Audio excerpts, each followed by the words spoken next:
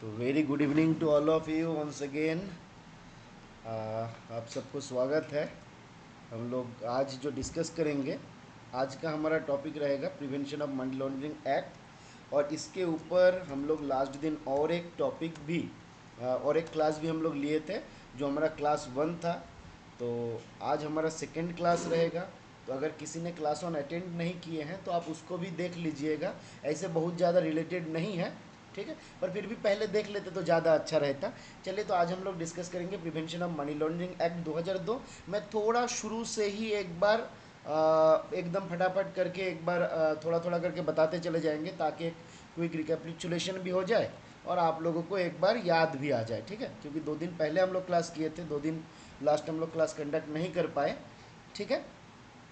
चलिए, तो आगे बढ़ते हैं हम लोग prevention of money laundering act के बारे में। 2002 prevention of money laundering act, इसका टाइटल आप देख सकते हैं। अब मनी लॉन्ड्रिंग में मनी लॉन्ड्रिंग क्या है ये पहले हमारा बताया गया, तो कुछ है नहीं। जो हमारा गंदा पैसा है, जाने कि जो डर्टी मनी है, उसको लीगल मनी और लेजिटिमाइज्ड मनी करने का जो प्रक्रिया है, this is called money laundering, है ना। आसान सा चीज़ है, कोई बात है नहीं। इसका सोर्स क्या क्या आता है, तो यहाँ पे आपका सारा सोर्स बताया गया। Illegal arm sale, smuggling, prostitution, ring, embezzlement, insider trading, bribery, computer fraud, fake currency circulation, drug trafficking, ये सारा हमारा डिफरेंट सोर्सेस है, ठीक है। अब मनी लॉन्ड्रिंग को जब हम लोग देखते हैं ना, तो बेसिकली इसको 3 स्टेज में बांटा जाता है। एग्जाम पॉइंट ऑफ व्यू से हो सकता है बहुत ज़्यादा इंपॉर्टेंट है नहीं, पर फिर भी याद रखना उचित है, क्योंकि हो सकता है एग्जाम पे आपको पूछ ले how many stages are there in the money laundering cases. तो मनी लॉन्ड्रिंग केस में बेसिकली 3 स्टेज रखा गया। आप इसको ऐसे याद रख सकते हैं, मनी लॉन्ड्रिंग के केस में 3 स्टेज है। क्या क्या है, तो पीएलआई है। पीएलआई क्यों है? पहला है हमारा प्लेसमेंट, फिर है हमारा लेयरिंग, और फिर है हमारा इंटीग्रेशन। प्लेसमेंट, लेयरिंग और इंटीग्रेशन। बट चीज़ क्या है ये? तो प्लेसमेंट मतलब जब कोई मनी लॉन्ड्रिंग कर रहा है, तो पहली बार जहाँ पे वो पैसा लेके किसी फिनेंशियल इंस्टीट्यूट में प्लेस किया, तो क्या हुआ? पहले बार हुआ प्लेसमेंट, है ना। जो किसी फिनेंशियल इंस्टीट्यूट में वो ला रहा है पैसे को। अब ये प्लेसमेंट जब होता है, उसके बाद का स्टेप आता है लेयरिंग। लेयरिंग का केस क्या होता है? तो बेसिकली यहाँ पे वो क्या करता है, क्रिएट करता है numbers of layers. Numbers of layers कैसे करता है? तो मान लीजिए पैसे को बांट दिया 10 आदमी के भीतर, और फिर इससे उसको ए से बी को, बी से सी को, सी से डी को, इस तरीके से ट्रांसफर करने के बाद फिर अल्टीमेटली पैसा उसके पास आ रहा है। तो यहाँ पे क्या किया, वो नंबर ऑफ लेयर्स क्रिएट कर रहा है, ताकि जो एक्चुअल सोर्स है, जहां से पैसा आ रहा है, उसको हाइड किया जाए, है ना। एक सिंपल एग्जांपल अगर देखिएगा, हालांकि वो मनी लॉन्ड्रिंग ही है, पर जैसे मान लीजिए आपके अकाउंट में कोई पैसा आया, आपने क्या किया, उस पैसे को किसी पर्सन के अकाउंट में भेज दिया, और उसके बाद उस पर्सन से आप कैश ले लिए, है ना। हालांकि मनी लॉन्ड्रिंग में अलग से हम लोग ये ऐसे करते नहीं है, ये एक प्रकार का फ्रॉड है। ब्लैक मनी हमारे यहाँ से आता है, पर इस प्रकार का चीज़ें भी होता है ना। तो मनी लॉन्ड्रिंग में हम लोग बेसिकली क्या बोलते हैं, ये हमारा पूरा मनी लॉन्ड्रिंग हुआ नहीं। क्यों नहीं हुआ? क्योंकि आपके पास पैसा तो आया, पर वो साफ होके नहीं आया, वो पैसा लीगल नहीं बना, है ना। वो पैसा आपका इलीगल पैसा है, ब्लैक मनी है, जहाँ पे आप इनकम टैक्स छुपा रहे हो। पर ये पैसा अगर साफ होके लीगल बन के मेरे पास आता, तब जाके हम इसको बोलते मनी लॉन्ड्रिंग, ठीक है। तो 3 स्टेजेस है। क्या क्या है एक बार बता दीजिए फटाफट से पब्लिक चैट में। What are the 3 stages of money laundering? Placement, layering और इंटीग्रेशन। देखिए यहाँ पे आपका डिटेल भी किया गया है कि प्लेसमेंट में क्या होता है। तो देखिए, divide the large sum of cash into less suspicious smaller sum which can be easily deposited in single account और इन सेवरल अकाउंट। तो लंबा बड़ा वाला अमाउंट था, मान लीजिए 50 करोड़ लाख का, या फिर ये तो मेरा सोच है कि 50 लाख में सीमित हो गया, मान लीजिए 5 करोड़ का था, 50 करोड़ का था, और उसके बाद उसको छोटा छोटा टुकड़ों में बांटा गया। एक कुछ पैसा ए को दिए, कुछ पैसा बी को दिए, कुछ पैसा सी को दिए, और उसके बाद एक दूसरे के भीतर बहुत सारा इधर उधर का ट्रांजेक्शन कर दिए, और बहुत सारा लेयर कर दिए, है ना। कुछ पैसा रियल एस्टेट में इन्वेस्ट कर दिए, कुछ पैसा हम हाई वैल्यू गुड्स का सेलिंग दिखा के हम अर्न कर लिए, है ना। इस प्रकार से हम लोग डिफरेंट लेयरिंग यहाँ पे क्रिएट करते हैं, और फाइनली पैसा जब एक्चुअल में लीगल बन जाता है तो वो क्या होता है, हमारा फाइनेंशियल सिस्टम में उसका इंटीग्रेशन होता है और एक्चुअली वो आपका लीगल या लेजिटिमाइज्ड मनी बन जाता है और उसके बाद उसको फ्रीली यूज किया जा सकता है, कोई रोकने वाला टोकने वाला नहीं है। ठीक है, तो सवाल बहुत ज़्यादा आने वाला है नहीं, पूछेगा तो मैक्सिमम ये पूछेगा कि how many stages are there in money laundering cases, तो देयर आर 3 केसेस, 3 स्टेजेस। किसी ने लिखा नहीं, खाली रंजना ने लिखा है ना, गलत बात है। Placement, layering, integration, PLI, placement, layering और इंटीग्रेशन। अब जब मनी लॉन्ड्रिंग का केसेस आता है तो वहां पे मनी लॉन्ड्रिंग को मॉनिटरिंग करने के लिए आप अगर देखिएगा तो 2 ऑर्गेनाइजेशन का नाम आपको दिखाई देगा। एक है FATF, एक नाम आएगा FATF, दूसरा नाम आएगा FIUIND। ये नाम आप लोग बहुत सुने होंगे, शाहरुख खान की तरह ये भी बोलता है, नाम तो सुना ही होगा, है ना। FATF और FIUIND, FATF और FIUIND जो होता है यही गाइडलाइंस जारी करता है कि how to fight against corruption, terrorism, है ना, फाइनेंसिंग टेररिज्म, ये सारा प्रक्रिया के अगेंस्ट में कैसे हमको लड़ना है ये हमको बताता है FATF और FIUIND। FATF क्या है उसका डिटेल्स यहाँ पे दिया हुआ है। मैं उम्मीद करता हूँ एग्जाम पे ये नहीं पूछेगा, इसलिए हम लोग आगे बढ़ते हैं। आप चाहते हैं तो इसको एक बार देख लीजिएगा, ठीक है। बेसिकली एक चीज 2 चीज बता देते हैं। FATF होता है फाइनेंशियल एक्शन टास्क फोर्स, ये सवाल में पूछा जा सकता है, ये एग्जाम का सवाल हो सकता है। What is the full form of FATF? Financial action task force. और ये क्या है? ये एक इंटर गवर्नमेंटल ऑर्गेनाइजेशन है। इंटर गवर्नमेंटल का मतलब क्या होता है? More than on government, more than one government, जहां पे एक से ज्यादा गवर्नमेंट जुड़ा हुआ है उसको हम लोग क्या बोलते हैं? Intergovernmental organisation. जैसे आप देखिएगा तो इसके भीतर टोटल 40 कंट्रीज आर देयर, इसका 40 मेंबर कंट्री है और FATF इंक्लूडिंग इंडिया भी इसके भीतर ही आता है। इसका जो गठन हुआ था G7 का फुल फॉर्म कोई बताइएगा? G7 का मतलब क्या होता है? जैसे हम लोग G7 देखते हैं, G20 देखते हैं, तो बेसिकली G का फुल फॉर्म क्या है अगर आप हमसे पूछा जाए तो इसको बोला जाता है ग्रुप ऑफ 7, याद रहेगा। इसको हम लोग क्या बोलते हैं? G7 का मतलब ग्रुप ऑफ 7, है ना। ये 7 का ग्रुप है। जैसे यूरोपियन कंट्री में कुछ 7 देश था, फ्रांस वगैरह, जर्मनी था, USA था, UK था, इस प्रकार से कुछ 7 कंट्री था। तो ये मिलके G7 गठन हुआ था और G7 का 1989 का जो समिट हुआ था, जो बेसिकली पेरिस में हुआ था, उस जगह पे पहली बार FATF के गठन के बारे में सोचा गया, इसका गठन किया गया। ताकि किस लिए गठन किए? So that we can fight against crime, corruption and terrorism. Basically ये सारा चीज का जन्म होता है फिनेंसिंग से, पैसा रहेगा तभी जाके ये सारा चीज हो पाएगा। जिस कारण से इसको रोकने का प्रयास स्वरूप हमने क्या किया? FATF financial action task force का गठन किए, जिसका हेडक्वार्टर है फ्रांस पेरिस में, है ना, फ्रांस के पेरिस में। अब आते हैं हमारे देश का जो ऑर्गेनाइजेशन इसमें काम करता है, उसका नाम है FIUIND, यानी कि फाइनेंशियल इंटेलिजेंस यूनिट इंडिया। ठीक है, ये क्या है? तो भाई ये रेवेन्यू डिपार्टमेंट के अंडर में काम करता है, जो गवर्नमेंट ऑफ इंडिया के अंडर में आता है ना। और इसको FATF का गठन अगर FIUIND का गठन अगर देखिएगा तो इसको किया गया, क्यों किया गया? ताकि PMLA एक्ट को मॉनिटरिंग किया जाए। PMLA एक्ट का इम्प्लीमेंटेशन सही से हो रहा है कि नहीं। बेसिकली इसका गठन अगर आप देखिएगा FAIUIND का, तो ये 2003 में इसका गठन हुआ था। 2003 में क्यों? क्योंकि 2003 में जब पहली बार हमारा आ गया prevention of money laundering act, वो आने के बाद क्या हुआ? FIUIND का भी गठन किया गया ताकि PMLA एक्ट का सही से मॉनिटरिंग किया जाए। इसका हेडक्वार्टर न्यू दिल्ली में है, ऑफिशियल वेबसाइट दिया हुआ है, आप जाके चेक कर सकते हैं। ठीक है, अब आते हैं, देखिए हम लोग 2002 के बारे में। 2002 का prevention of money laundering act जो है, इट वाज ए रिजल्ट, किसका रिजल्ट था? तो बोला जा रहा है special session of United Nations general assembly.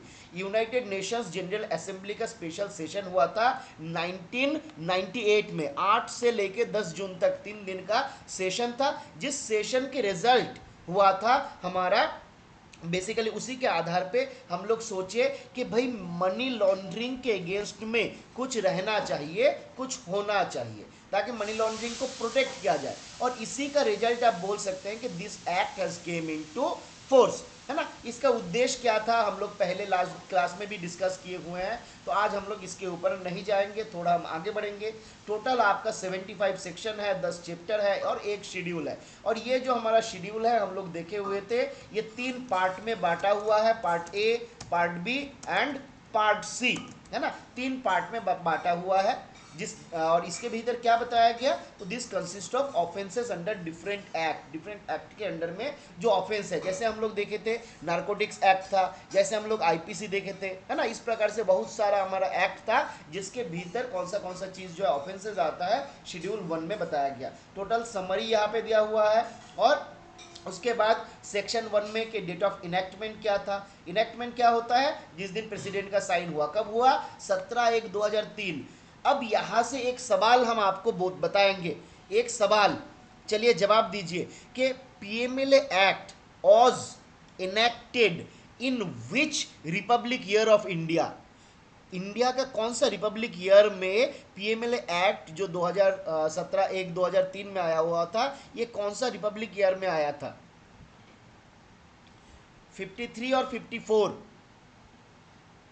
आपका 2003 में आपका ये एक्ट आया हुआ है, आप देखे हैं prevention of money laundering act. Satyendra ji ने जवाब दिया 54, लक्ष्मण राव जी बोल रहे हैं 53, बाकी दीपंकर 53। बाकी लोगों का जवाब कहाँ जा रहा है, बस एक ही 2 गुण नंबर लिखना है, इसी में इतना दिन।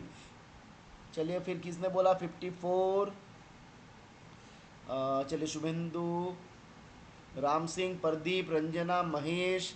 देखिए ये मेरे हिसाब से आईपी एग्जाम का सवाल 100% हो सकता है।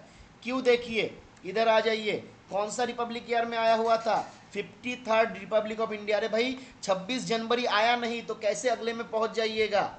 26 जनवरी 2003 अगर आ जाता तो 54th हो जाता, पर उसके पिछले का है ना, ये उसके पहले का है। बात समझ रहे हैं ना, कि 26 जनवरी 2003 आता तब ना रिपब्लिक डे आएगा, उसके पहले आप क्यों रिपब्लिक डे में ले रहे हैं। तो ये मेरे हिसाब से मतलब एक ऐसा सवाल हो सकता है जो लोग को गलत जवाब देगा। क्लियर है महेश जी, रंजना जी, राम सिंह, प्रदीप, ठीक है। चलिए तो ये सवाल हो सकता है, हम लास्ट दिन जब पढ़ रहे थे इसको तो ये मेरे मन में आया, कभी कभी मेरे मन में ये ख्याल आता है कि एग्जाम का सवाल ये हो सकता है। केम इनटू फोर्स कब हुआ, तो डेट ऑफ इनेक्टमेंट जो था 53rd था। केम इनटू फोर्स 1/7/2005 में आया था और एक्सटेंड करता है होल ऑफ इंडिया में। डेफिनेशन सारा हम लोग देखे थे, इसके भीतर कुछ एक्स्ट्रा ऐड नहीं किया गया। अगर आपने लास्ट क्लास अटेंड नहीं किए तो उस क्लास में जाके इसको देख सकते हैं, ठीक है। तो ये सारा चीज़ हम लोग छोड़ देते हैं, आगे आ जाते हैं। ऑफेंस क्या था ये भी हम लोग देख लिए थे, है ना। हमारा कौन सा सेक्शन हमारा ऑफेंसेस क्या क्या है उसको डिफाइन करेगा, बताइए कौन सा सेक्शन जो है वो मनी लॉन्ड्रिंग एक्ट का ऑफेंस को डिफाइन करता है। Which section defines the offence of money laundering, क्या क्या ऑफेंसेस उसमें आता है, इसको क्या बताता है, कौन सा सेक्शन बताता है, सेक्शन 3 बताता है ना। अच्छा, अब आते हैं हम लोग सेक्शन 4 में। सेक्शन 4 में पनिशमेंट के बारे में बताया गया, तो ये तो हम लोग ऑलरेडी देख लिए थे। अच्छा यहाँ पे ये बात भी ध्यान रखिएगा, इसका पनिशमेंट जो होता है रिगोरस इम्प्रिजनमेंट होता है, रिगोरस, है ना, मतलब सश्रम कारादंड, जहाँ पे आपको हमको मेहनत भी करना पड़ेगा, आपको नहीं, आप तो नहीं जाइएगा, हमको मालूम है। आगे आते हैं अटैचमेंट ऑफ प्रॉपर्टी, ये भी हम लोग देख दिए, attachment of property. Attachment of property आगे एडजुडिकेटिंग अथॉरिटी भी हम लोग देख लिए थे, इसके भीतर कोई चेंजेस नहीं है। एडजुडिकेशन हम लोग देख लिए थे। Power of director to impose penalty, यहाँ तक हम लोग लास्ट क्लास में देख लिए थे। अब हम लोग आ जाएंगे सर्च एंड सीजर के बारे में, जहाँ पे बताया गया आपका रूल नंबर 13 में क्या बोला गया, चलिए देख लेते हैं। यहाँ तक क्लियर है, आगे बढ़े हम लोग, एक बार कंफर्म कर दीजिए पब्लिक चैट में, आगे बढ़े।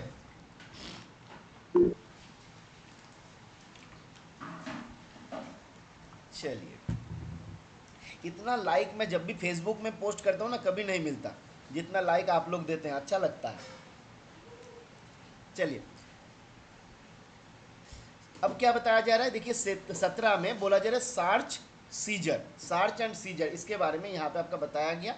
क्या बोला जा रहा है, सार्च एंड सीजर के लिए ऑथोराइज कौन करेगा, ऑर्डर कौन देगा, तो बोला जा रहा है this may be done by any officer, this may be done by any officer. अब उस ऑफिसर को ऑथोराइज करेंगे कौन, बोला जा रहा है ऑथोराइज्ड बाई डायरेक्टर और other officer not below the rank of deputy director. तो बेसिकली डायरेक्टर और डिप्टी डायरेक्टर ही ऑथोराइज करेगा किसी पर्सन को सर्च और सीज करने के लिए, ठीक है।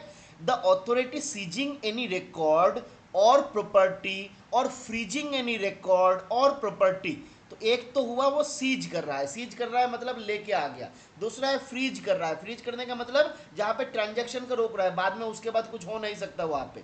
तो बोला जा रहा है इन केस ऑफ सीजिंग और freezing a property, the authority seizing any record or property or freezing any record or property within a period of 30 days from seizure or freezing file an application requesting the retention और freezing of such record और property seized. तो अगर हमने seize कर लिया उसके retention के लिए, अगर हमने फ्रीज कर दिया तो फ्रीज रहे, ये इसके लिए हम क्या करेंगे, एप्लीकेशन करेंगे। कितने दिन के भीतर, ये इंपॉर्टेंट है। तो बोला जा रहा है कोई भी अथॉरिटी जो फ्रीज करेगा या सीज करेगा उसको एक एप्लीकेशन देना है, ताकि वो रिक्वेस्ट करेगा कि भाई ये हम सीज तो सर किए हैं, अब इसको हम रिटेन करना चाहते हैं, है ना, या फिर फ्रीजिंग जो है वो कंटिन्यू रखना चाहते हैं। तो वहां पे इसके लिए जो रिक्वेस्ट करेगा कितने दिन के भीतर, बोला जा रहा है with in a period of 30 days.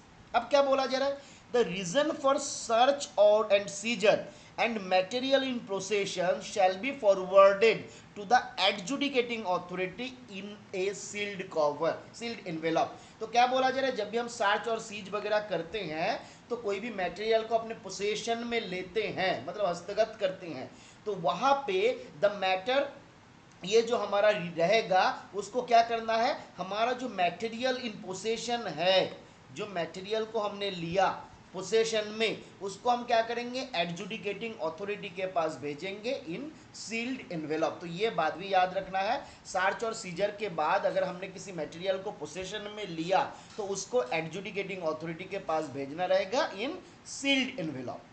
While seizing is not practicable, freezing may be done where the property cannot be transferred or otherwise dealt। तो जब हम सीज नहीं कर सकते हैं, क्यों, क्योंकि मान लीजिए कोई ऐसा आइटम है जिसको ट्रांसफ़र करना वगैरह थोड़ा मुश्किल वगैरह है, तो हम सीज नहीं कर सकते, तो उसको फ्रीज करके आ जाएंगे ताकि उसमें किसी भी प्रकार का ट्रांसफ़र वगैरह या अदरवाइज उसको डील ना किया जाए। तो ये बात आपका बताया गया 17 में अंडर सर्च एंड सीजर। अब सर्च एंड सीजर जो होगा वो करेगा कौन, जब करेगा उस टाइम पे कुछ और इंपॉर्टेंट बातें देखिए 18 में बताया गया कि यहाँ पे किसी भी पर्सन को अगर हमको सर्च करना है उस जगह पे क्या गाइडलाइंस दिया गया। तो बोला जा रहा है for searching any person that person shall be presented to nearest gazetted officer superior in rank to the searching officer or a magistrate within 24 hour. जब हम किसी व्यक्ति को सर्च करना चाहते हैं तो वहां पे उस व्यक्ति को लेके हमको जाना है नियरेस्ट गेजेटेड ऑफिसर के पास, जो हमसे सुपीरियर है। हमसे मतलब when ever I am the searching officer, जब हम सर्चिंग ऑफिसर है तो जिन गेजेटेड ऑफिसर के पास हम लेके जाएंगे वो हमसे सीनियर होना चाहिए, सुपीरियर होना चाहिए रैंक में।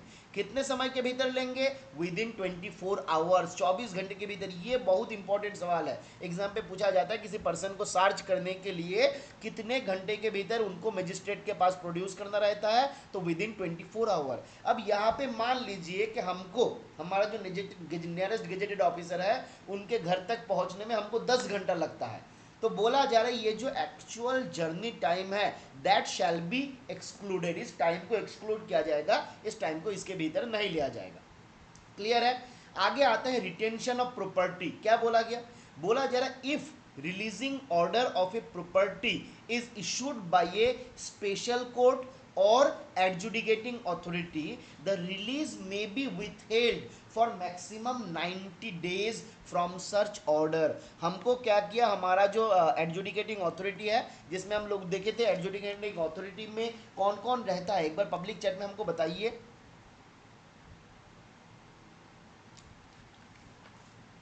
एडजुडिकेटिंग अथॉरिटी हम लोग जो देखे थे उसमें कौन कौन रहते हैं, पब्लिक चैट में बताइए।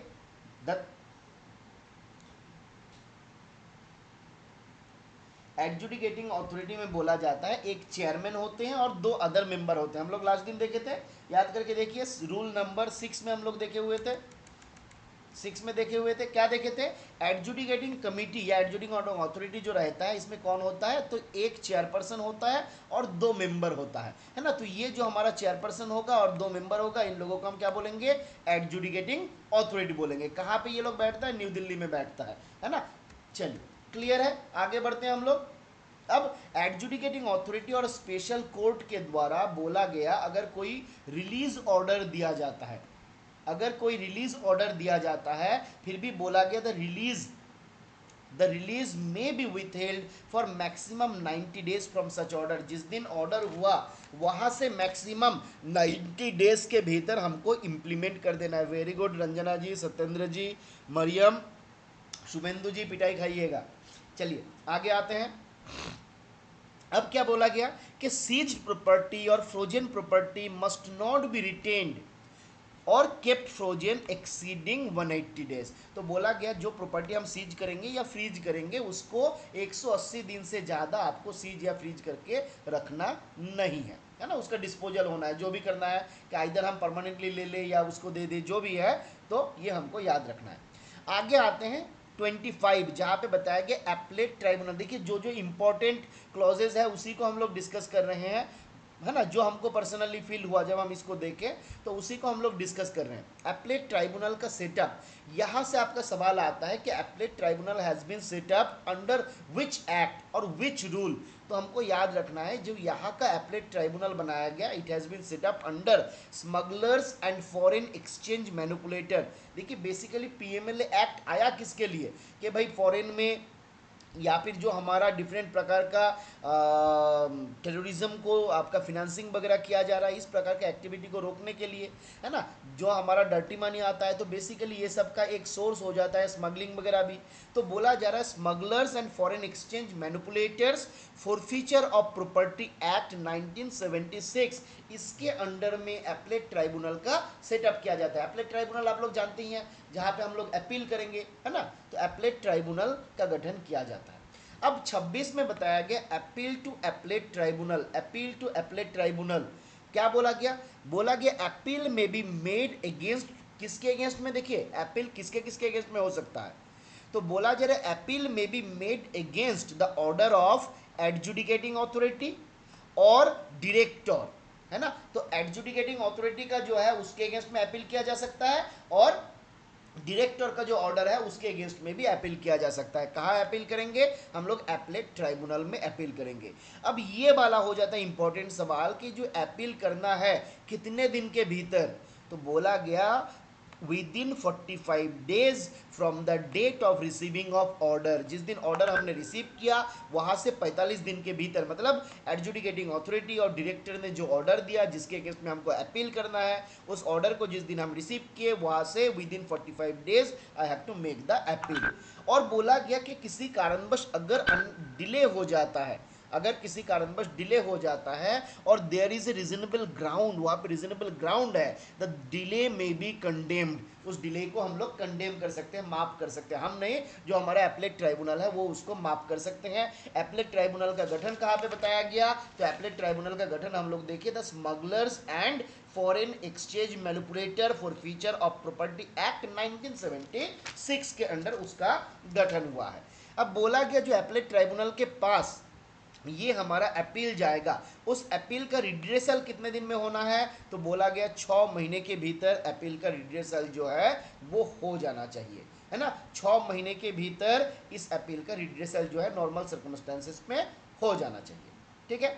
अब आते हैं procedure and power of applet tribunal. भाई साहब को क्या पावर दिया गया, एप्लेट ट्राइब्यूनल को क्या पावर दिया गया, तो बोला जा रहा है appellate tribunal shall not be bounded by the procedure of civil code of civil procedure. तो जो हमारा सीपीसी है, कोड ऑफ सिविल प्रोसीड्योर 1908 है, उसमें जो आपका बाउंडेशन दिया गया, अब इसका भी मॉडिफाई हुआ, नया वर्जन हुआ, तो उसके द्वारा आपका गवर्न नहीं होगा हमारा एप्लेट ट्राइब्यूनल, उसके द्वारा बाउंडेड नहीं होगा। बेसिकली इसको याद रखना है, it is not bounded by the procedure let down in code of civil procedure 1908। It will have the power to regulate its own proceeding. भाई हमारा काम है, कैसे हम करेंगे हम खुद डिसाइड करेंगे, दूसरे का नहीं सुनना है, ठीक है। फिर क्या बोला गया, यहाँ पे एक इंपॉर्टेंट बात बताया गया, क्या बोला गया कि जो हमारा एप्लेट ट्राइब्यूनल है it is being guided by principle of natural justice. Principle of natural justice के द्वारा ये गाइडेड होता है। जब हम लोग डिसिप्लिनरी प्रोसीडिंग भी पढ़ते हैं तो ये शब्द का बहुत ज़्यादा इस्तेमाल होता है, आप ध्यान दीजिएगा। प्रिंसिपल ऑफ नेचुरल जस्टिस क्या है, क्या है प्रिंसिपल ऑफ नेचुरल जस्टिस, किसी को याद है, कोई बताना चाहता है तो बता सकता है प्रिंसिपल ऑफ नेचुरल जस्टिस क्या है, नहीं तो हम लोग डिस्कस कर लेंगे, चिंता कुछ है नहीं।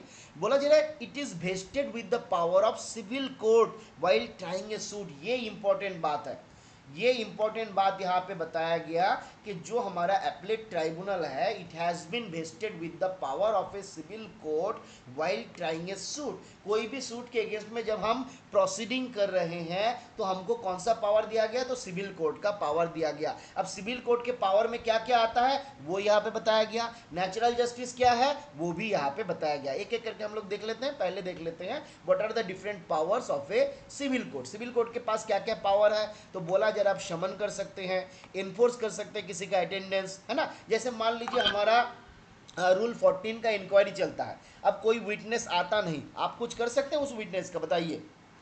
अगर रूल 14 इंक्वायरी चल जाए, कोई विटनेस आता नहीं, उनका कुछ कर सकते हैं आप?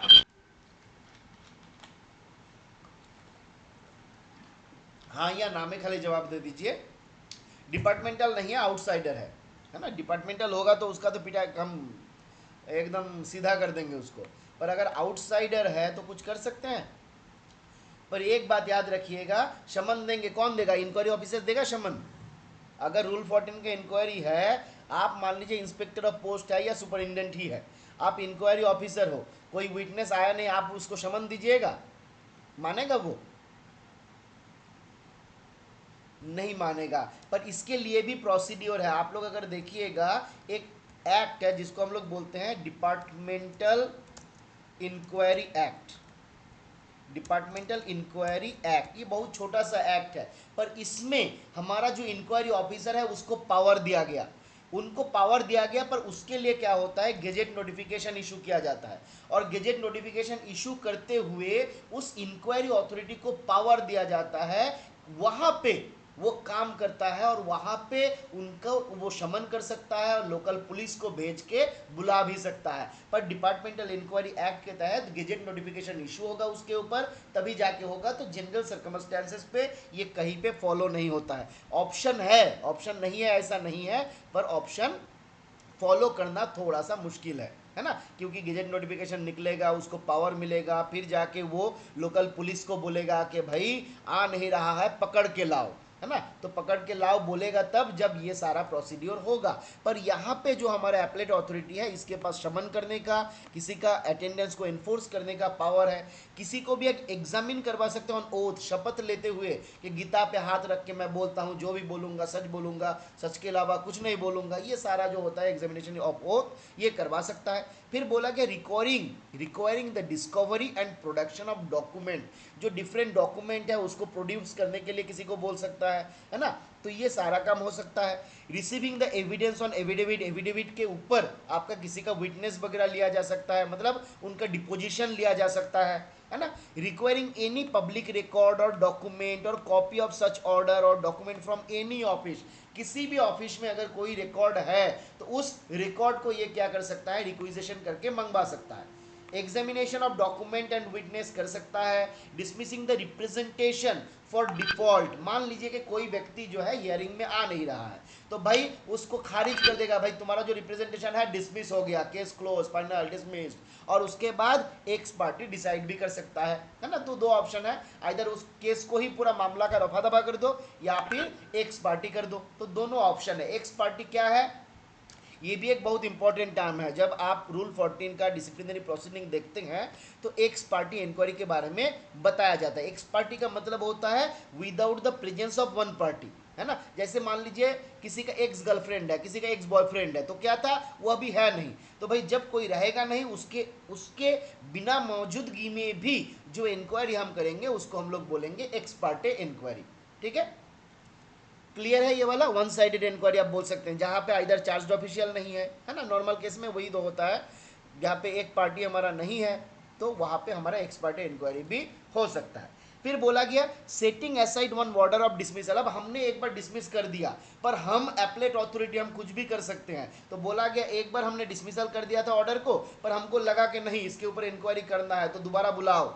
ये अपना रिव्यू, अपना डिसीजन को खुद रिव्यू कर सकता है, तो दोबारा उसको बुला के इंक्वायरी भी करवा सकता है ना। तो ये सारा चीज़, या फिर मान लीजिए एक्स पार्टी का ऑर्डर दे दिया था, फिर बोलेगा ना ना एक्स पार्टी नहीं करना है, फिर से करेंगे। तो ये सारा पावर जो है सिविल कोर्ट के पास है, और ये सिविल कोर्ट का पावर जो है it is vested to the appellate tribunal. Appellate tribunal के ऊपर भी ये सारा पावर जो है वेस्ट किया गया। अब एक बार हमको पब्लिक चैट में बताइए हम क्या ज़्यादा फास्ट बोल रहे हैं। अगर आपको लग रहा है कि हम ज़्यादा फास्ट बोल रहे हैं, आपको समझने में दिक्कत हो रहा है, तो प्लीज़ पब्लिक चैट में एक बार बताइए। मैंने एक्स पार्टी नहीं चल रहा है ना। अब मान लीजिए कि हम बोलेंगे, वो बोलना एक्स पार्टी हो गया कि आप पार्ट में है ही नहीं, इधर से निकल गए। चलिए तो आगे बढ़ते हैं हम लोग। अब आते हैं प्रिंसिपल ऑफ नेचुरल जस्टिस। ये क्या चीज़ है, बहुत इंपॉर्टेंट चीज़ है। देखिए ये चीज़ हमको लगता है डिसिप्लिनरी प्रोसीडिंग के केस में भी, डिसिप्लिनरी प्रोसीडिंग जब भी होगा, अगर हमको चार्जशीट किया गया, हमको ये बात याद रखना है कि ये अधिकार मेरा है, ये मेरा अधिकार है। कॉन्स्टिट्यूशन हमको देता है और बताता है, क्या बताता है कि no one can be condemned unheard, है ना। किसी भी व्यक्ति को हमको क्या नहीं करना है, बिना उनका पक्ष रखने देते हुए, जब भी हम किसी को पनिशमेंट देंगे उसके पहले उनका पक्ष को सुनेंगे, है ना। कुछ लोग बोलता है कि भाई हमको किसी के गुस्सा आ जाता है ना, तो पहले तो थप्पड़ लगाते हैं, बाद में पूछते हैं कि गलती क्या था। तो भाई पहले थप्पड़ नहीं लगाना है, पहले पूछ लेना है कि गलती क्या था, उसके बाद देखा जाएगा कि क्या होने वाला है। घर पे भी ये बात याद रखिएगा, कभी कभी हम लोग अपने बच्चे के साथ भी नेचुरल जस्टिस नहीं करते हैं। मान लीजिए छोटा वाला बोला पापा पापा भाई ने हमको मारा, और आपने सीधा गए, ऑफिस में गर्मी था, गर्म था दिमाग, और आके एकदम लगा दिए तमाचा, है ना। ये हमारा गुस्सा भी ना हम लोग जगह जगह समझ के बूझ के दिखाते हैं, जहाँ पे मेरा नुकसान है नहीं। जैसे मान लीजिए ऑफिस में आपका डीपीएस सर है, बहुत डाटा, कोई रीज़न नहीं था, विदाउट एनी वैलिड ग्राउंड आपको डाटा, पर गुस्सा डीपीएस के ऊपर नहीं निकलेगा, गुस्सा निकलेगा घर पे बच्चों के ऊपर, है ना। और अगर बीबी कमज़ोर है, कम झगड़ा करती है तो उनके ऊपर, पर बीबी अगर झगड़ालू है तो वहाँ पे जाके भी नहीं निकलेगा। चलिए आगे आगे बढ़ते हैं हम लोग। अब क्या बोला गया, एक तो बोला गया कि no one shall be condemned unheard, तो किसी का पक्ष रखने देना है, उसी के बाद जाके जजमेंट देना है। नो वन कैन बी जज इन हिज ओन केस, ये एक इंपॉर्टेंट केस है। मान लीजिए मेरे अगेंस्ट में खून का मामला है कि हमने किसी का मर्डर किया, और हम उसी मामला का जज हैं, तो हम तो भाई बोलेंगे ही ना कि हमारे अंडर में कुछ है ही नहीं। तो बोला गया कि ये भी प्रिंसिपल ऑफ नेचुरल जस्टिस के खिलाफ है। फिर बोला गया justice should not only be done but should manifestly appear to have been done. देखिए बोला गया जस्टिस खाली करना काफ़ी नहीं होता है, जस्टिस दिखना भी चाहिए। ये एक इंपॉर्टेंट बात यहाँ पे बताया गया, खाली जस्टिस करना काफ़ी नहीं होता है, जस्टिस दिखना भी चाहिए। और चौथा पॉइंट बोला गया final order must be A speaking order. अब ये और एक बात आ गया जिस टर्म को नॉर्मली हम लोग नहीं जानते हैं, स्पीकिंग ऑर्डर। ये हमारा डिसिप्लिनरी प्रोसीडिंग्स के केस में जो ऑर्डर होता है उसमें भी बोला जाता है। देखिए कुछ दिन पहले हम एक मतलब डिसिप्लिनरी अथॉरिटी का रिपोर्ट देख रहे थे, जिस रिपोर्ट में क्या बताया गया कि हमने ये आर्टिकल ऑफ चार्जेस पढ़ा, हमने सारा विटनेस का जो एग्जामिन किया गया उसको देखा, सारा हमारा जो एविडेंस था, जो हमारा लिस्टेड डॉक्यूमेंट्स था उसको हमने देखा, और हमको लगा, या फिर इट मतलब ये वो देखने के बाद उसके बाद लास्ट में जाके लिख दिया hence the case is proved. अब बताइए हमने पढ़े हैं, हमने देखे हैं, पर हमने कारण नहीं बताया कि किस कारण से हमको लगता है कि the case has been proved. ये भी आप लोगों को याद रखना है, जब आप आईपी बनिएगा तो आपको डिसिप्लिनरी अथॉरिटी भी बनना है, कोई कोई केस का डिस्पोजल भी करना पड़ सकता है। मान लीजिए कोई एबीपीएम के केस में है तो वहाँ पे आप ही को ऑर्डर देना है ना। तो याद रखना है जब भी हम ऑर्डर देंगे, ऑर्डर कैसा होगा, स्पीकिंग ऑर्डर। स्पीकिंग ऑर्डर मतलब क्या है, कान कान में जाके बोल देना है कि तुमको 2 साल के लिए हम इंक्रीमेंट डाउन कर दिए हैं, तुमको हम डिसमिसल का सजा दे दिए हैं, तो ऐसा नहीं है। स्पीकिंग ऑर्डर का मतलब होता है the order which itself speaks the reason, कि किस कारण से ऑर्डर दिया गया। बेसिकली इसको अगर हम आम भाषा में बोले, स्पीकिंग ऑर्डर का मतलब होता है रीजनड ऑर्डर। क्या बोलते हैं इसको हम लोग, रीजन्ड ऑर्डर, जो ऑर्डर में उसका कारण छुपा हुआ है कि किस कारण से ये ऑर्डर दिया गया। तो हमने क्या किया, ये एविडेंस वगैरह, हाँ, order should speak, very good, very well said Harsha ji, the order should speak कि किस कारण से हमने ये दिया, तो रीजन ऑर्डर होता है। और अच्छा बात हर्षा ने बोला, तो इसको भी हम लोग लिख देते हैं, मतलब द ऑर्डर शुड स्पीक, है ना, कि what is the reason, the reason behind it, कि किस कारण से ऑर्डर हमने दिया, ये ऑर्डर ही बता देगा। तो ये हो जाता है स्पीकिंग ऑर्डर। ठीक है, हम लोग डिटेल्स में नहीं जाएंगे, डिसिप्लिनरी प्रोसीडिंग्स लेके भी हम लोग एक दिन कभी डिस्कस करेंगे, वहां पे हम लोग और डिटेल्स में देखेंगे। आगे आ जाते हैं हम लोग सेक्शन 42, जहां पे बताया गया अपील टू हाई कोर्ट। क्या बोला गया, अपील टू हाई कोर्ट। क्या बोला गया, एपलेट अथॉरिटी ने कोई डिसीजन दिया पर आप संतुष्ट नहीं हो, हम संतुष्ट नहीं है, तो बोला जा रहा है if any party is aggrieved by the decision of the appellate tribunal. अब कौन कौन जा सकता है, मान लीजिए डायरेक्टर ने हमको ऑर्डर दिया था, उसके अगेंस्ट में हमने अपील किया, है ना, या फिर हमारे एपलेट ट्राइब्यूनल ने ऑर्डर दिया, उसके अगेंस्ट में हम जाना चाहते हैं, अपील करना चाहते हैं हाई कोर्ट में। तो ये भी इंपॉर्टेंट है, पीरियड याद रख लीजिए, हाई कोर्ट में जो अपील होगा वो 60 दिन के भीतर होगा। यहाँ पे हम लोग कितने दिन के भीतर देखे थे, यहाँ पे अपील था 45 डेज में, तो एपलेट ट्राइब्यूनल में जाएगा 45, 1.5 महीना में, एपलेट ट्राइब्यूनल में हम जाएंगे 1.5 महीने में, मतलब 45 डेज में। और हम जब जाते हैं हमारे हाई कोर्ट में तो जाएंगे विद इन 60 डेज। कहां से, from the date of communication of the decision, जिस दिन हमारा डिसीजन हमसे कम्युनिकेट हो गया वहां से हम विद इन 60 डेज जाएंगे हाई कोर्ट के पास। अब एक इंपॉर्टेंट बात यहाँ पे, ऑफेंसेस जो इसका होता है anti money laundering related, prevention of money laundering act में दिया गया, बोला गया जनरली द ऑफेंसेस आर, कुछ केसेस है ये आपका कॉग्निजेबल होगा या आपका नॉन कॉग्निजेबल होगा, बेलेबल या नहीं है, तो इसके बारे में कहाँ पे बताया गया, तो 45 में आपका बताया गया। बोला गया the offences should be cognizable, normally आपका ऑफेंसेस जो है वो कॉग्निजेबल है ना, और आपका नॉन बेलेबल है। नॉन बेलेबल का मतलब होता है जहां पे नॉर्मल केसेस में बेल नहीं मिलेगा, पर कुछ केसेस यहाँ पे दिया गया जहां पे बेल मिल सकता है ना, बेल मिल सकता है, मतलब नॉन बेलेबल का मतलब जहां पे बेल मिल सकता है, बेल मिलना आपका राइट है, वो आपका नॉन बेलेबल हो जाता है। क्या क्या बोला गया, ये वाला जगह से 2 नंबर का सवाल एग्जाम पे बहुत बार पूछता है, थोड़ा सा ध्यान दीजिएगा, चाय पानी बाद में पीजिएगा, गर्मी में तो चाय पीना भी नहीं चाहिए। क्या बोला गया, देखिए, if any person is under 16 years of age, यहां पे आपको सवाल क्या करेगा, इसको 18 साल कर देगा, इसको 16 के बदले 18 कर देगा, तो आपको याद रखना है 16 है 18 नहीं है, ठीक है, तो 16 के नीचे अगर एज रहेगा। फिर अगर वो महिला है, कोई भी महिला के अगेंस्ट में अगर एंटी मनी लॉन्ड्रिंग का केसेस आता है, रंजना जी और कविता जी याद रखिएगा, अगर आपने कभी मनी लॉन्ड्रिंग किया तो वो आपका नॉन बेलेबल हो जाएगा, ठीक है। फिर क्या बोला गया, हालांकि आपको नहीं करना है, आप नहीं करिएगा, मालूम है हमको, बोला गया सिक और इन्फार्म, कोई जो है बीमार है और आपका इन्फार्म है, तो उस केस में इवन ये जो केस है, accused is either on his own और अलोंग विथ को एक्यूज, मान लीजिए कोई बीमार है, वो खुद से कोई आपका ऑफेंस किया है मनी लॉन्ड्रिंग का, या फिर ही वॉज ए को एक्यूज्ड इन सम केस, तो उस केस में और एक केस बोला गया जहां पे भी मनी लॉन्ड्रिंग होगा 1 करोड़ रुपए के नीचे। देखिए मनी लॉन्ड्रिंग बड़ा केस है, ये आम आदमी के लिए, आपके हमारे लिए है नहीं, तो बोला गया जहां पे भी मनी लॉन्ड्रिंग हो रहा है, अगर 1 करोड़ से ज्यादा रुपए का मनी लॉन्ड्रिंग होता है तो वहां पे दिस इज नॉन बेलेबल। पर अगर लेस देन 1 करोड़ है, 1 करोड़ या उससे ज्यादा हो गया तो नॉन बेलेबल हो जाएगा, अगर 1 करोड़ से कम है तो ये आपका बेलेबल रहेगा। तो ये सारा केस में the person who is of who has been who has done the offence, तो बोला जा रहा है उसके लिए ये आपका बेल मिल सकता है, may be released on bail. और यहाँ पे स्पेशल कोर्ट जो है, स्पेशल कोर्ट को ये बेल आपका ऑर्डर जो है वो देता है। और इस जगह पे बोला गया पब्लिक प्रोसिक्यूटर, मतलब द गवर्नमेंट वकील, गवर्नमेंट का जो वकील है ना, द एडवोकेट ऑफ गवर्नमेंट, तो वो जो है वो यहाँ पे अपॉर्चुनिटी नहीं देगा, उनको अपॉर्चुनिटी नहीं दिया जाएगा कि भाई बेल के अगेंस्ट में कुछ बोलो। तो ये केस हमको याद रखना है, एक 16 साल से नीचे, एक महिला होगा, सिक और इन्फॉर्म होगा, और लेस देन ऑन करोड़, तो यहाँ पे बेल मिल सकता है, यहाँ पे पब्लिक प्रोसिक्यूटर अपोज करने का ऑप्शन पब्लिक प्रोसिक्यूटर को नहीं दिया जाएगा।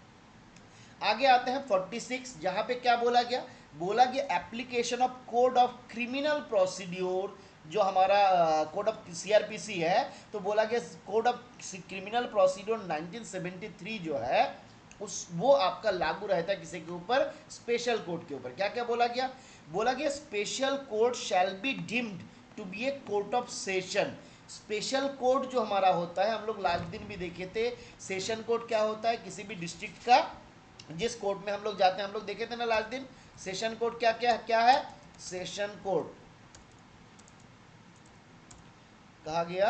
हाँ, क्या देखे थे हम लोग, देखिए, a court of session is the highest criminal court in a district. किसी भी पार्टिकुलर डिस्ट्रिक्ट का जो हाईएस्ट क्रिमिनल कोर्ट होता है उसको हम लोग क्या बोलते हैं, उसको हम लोग बोलते हैं सेशन कोर्ट, है ना। तो वही बात आपका यहाँ पे बताया गया। चलिए, कहा गया भाई, आगे आते हैं फटाफट से हम लोग। हाँ, तो बोला गया कि स्पेशल कोर्ट जो होता है ये आपका कोर्ट ऑफ सेशन होगा, है ना, it is deem to be a court of session. अब ये कोर्ट ऑफ सेशन के बारे में कहाँ पे बताया गया, तो बोला गया भाई कोड ऑफ क्रिमिनल प्रोसीड्योर 1973 जो है ना, यहाँ पे आपका सेशन कोर्ट के बारे में बताया गया। क्यों, क्योंकि ये किसी भी डिस्ट्रिक्ट का जो हाईएस्ट क्रिमिनल कोर्ट होता है वो होता है कोर्ट ऑफ सेशन। अब क्या बोला जा रहा है, the person conducting the persons conducting the prosecution before the special court shall be deemed to a public prosecutor।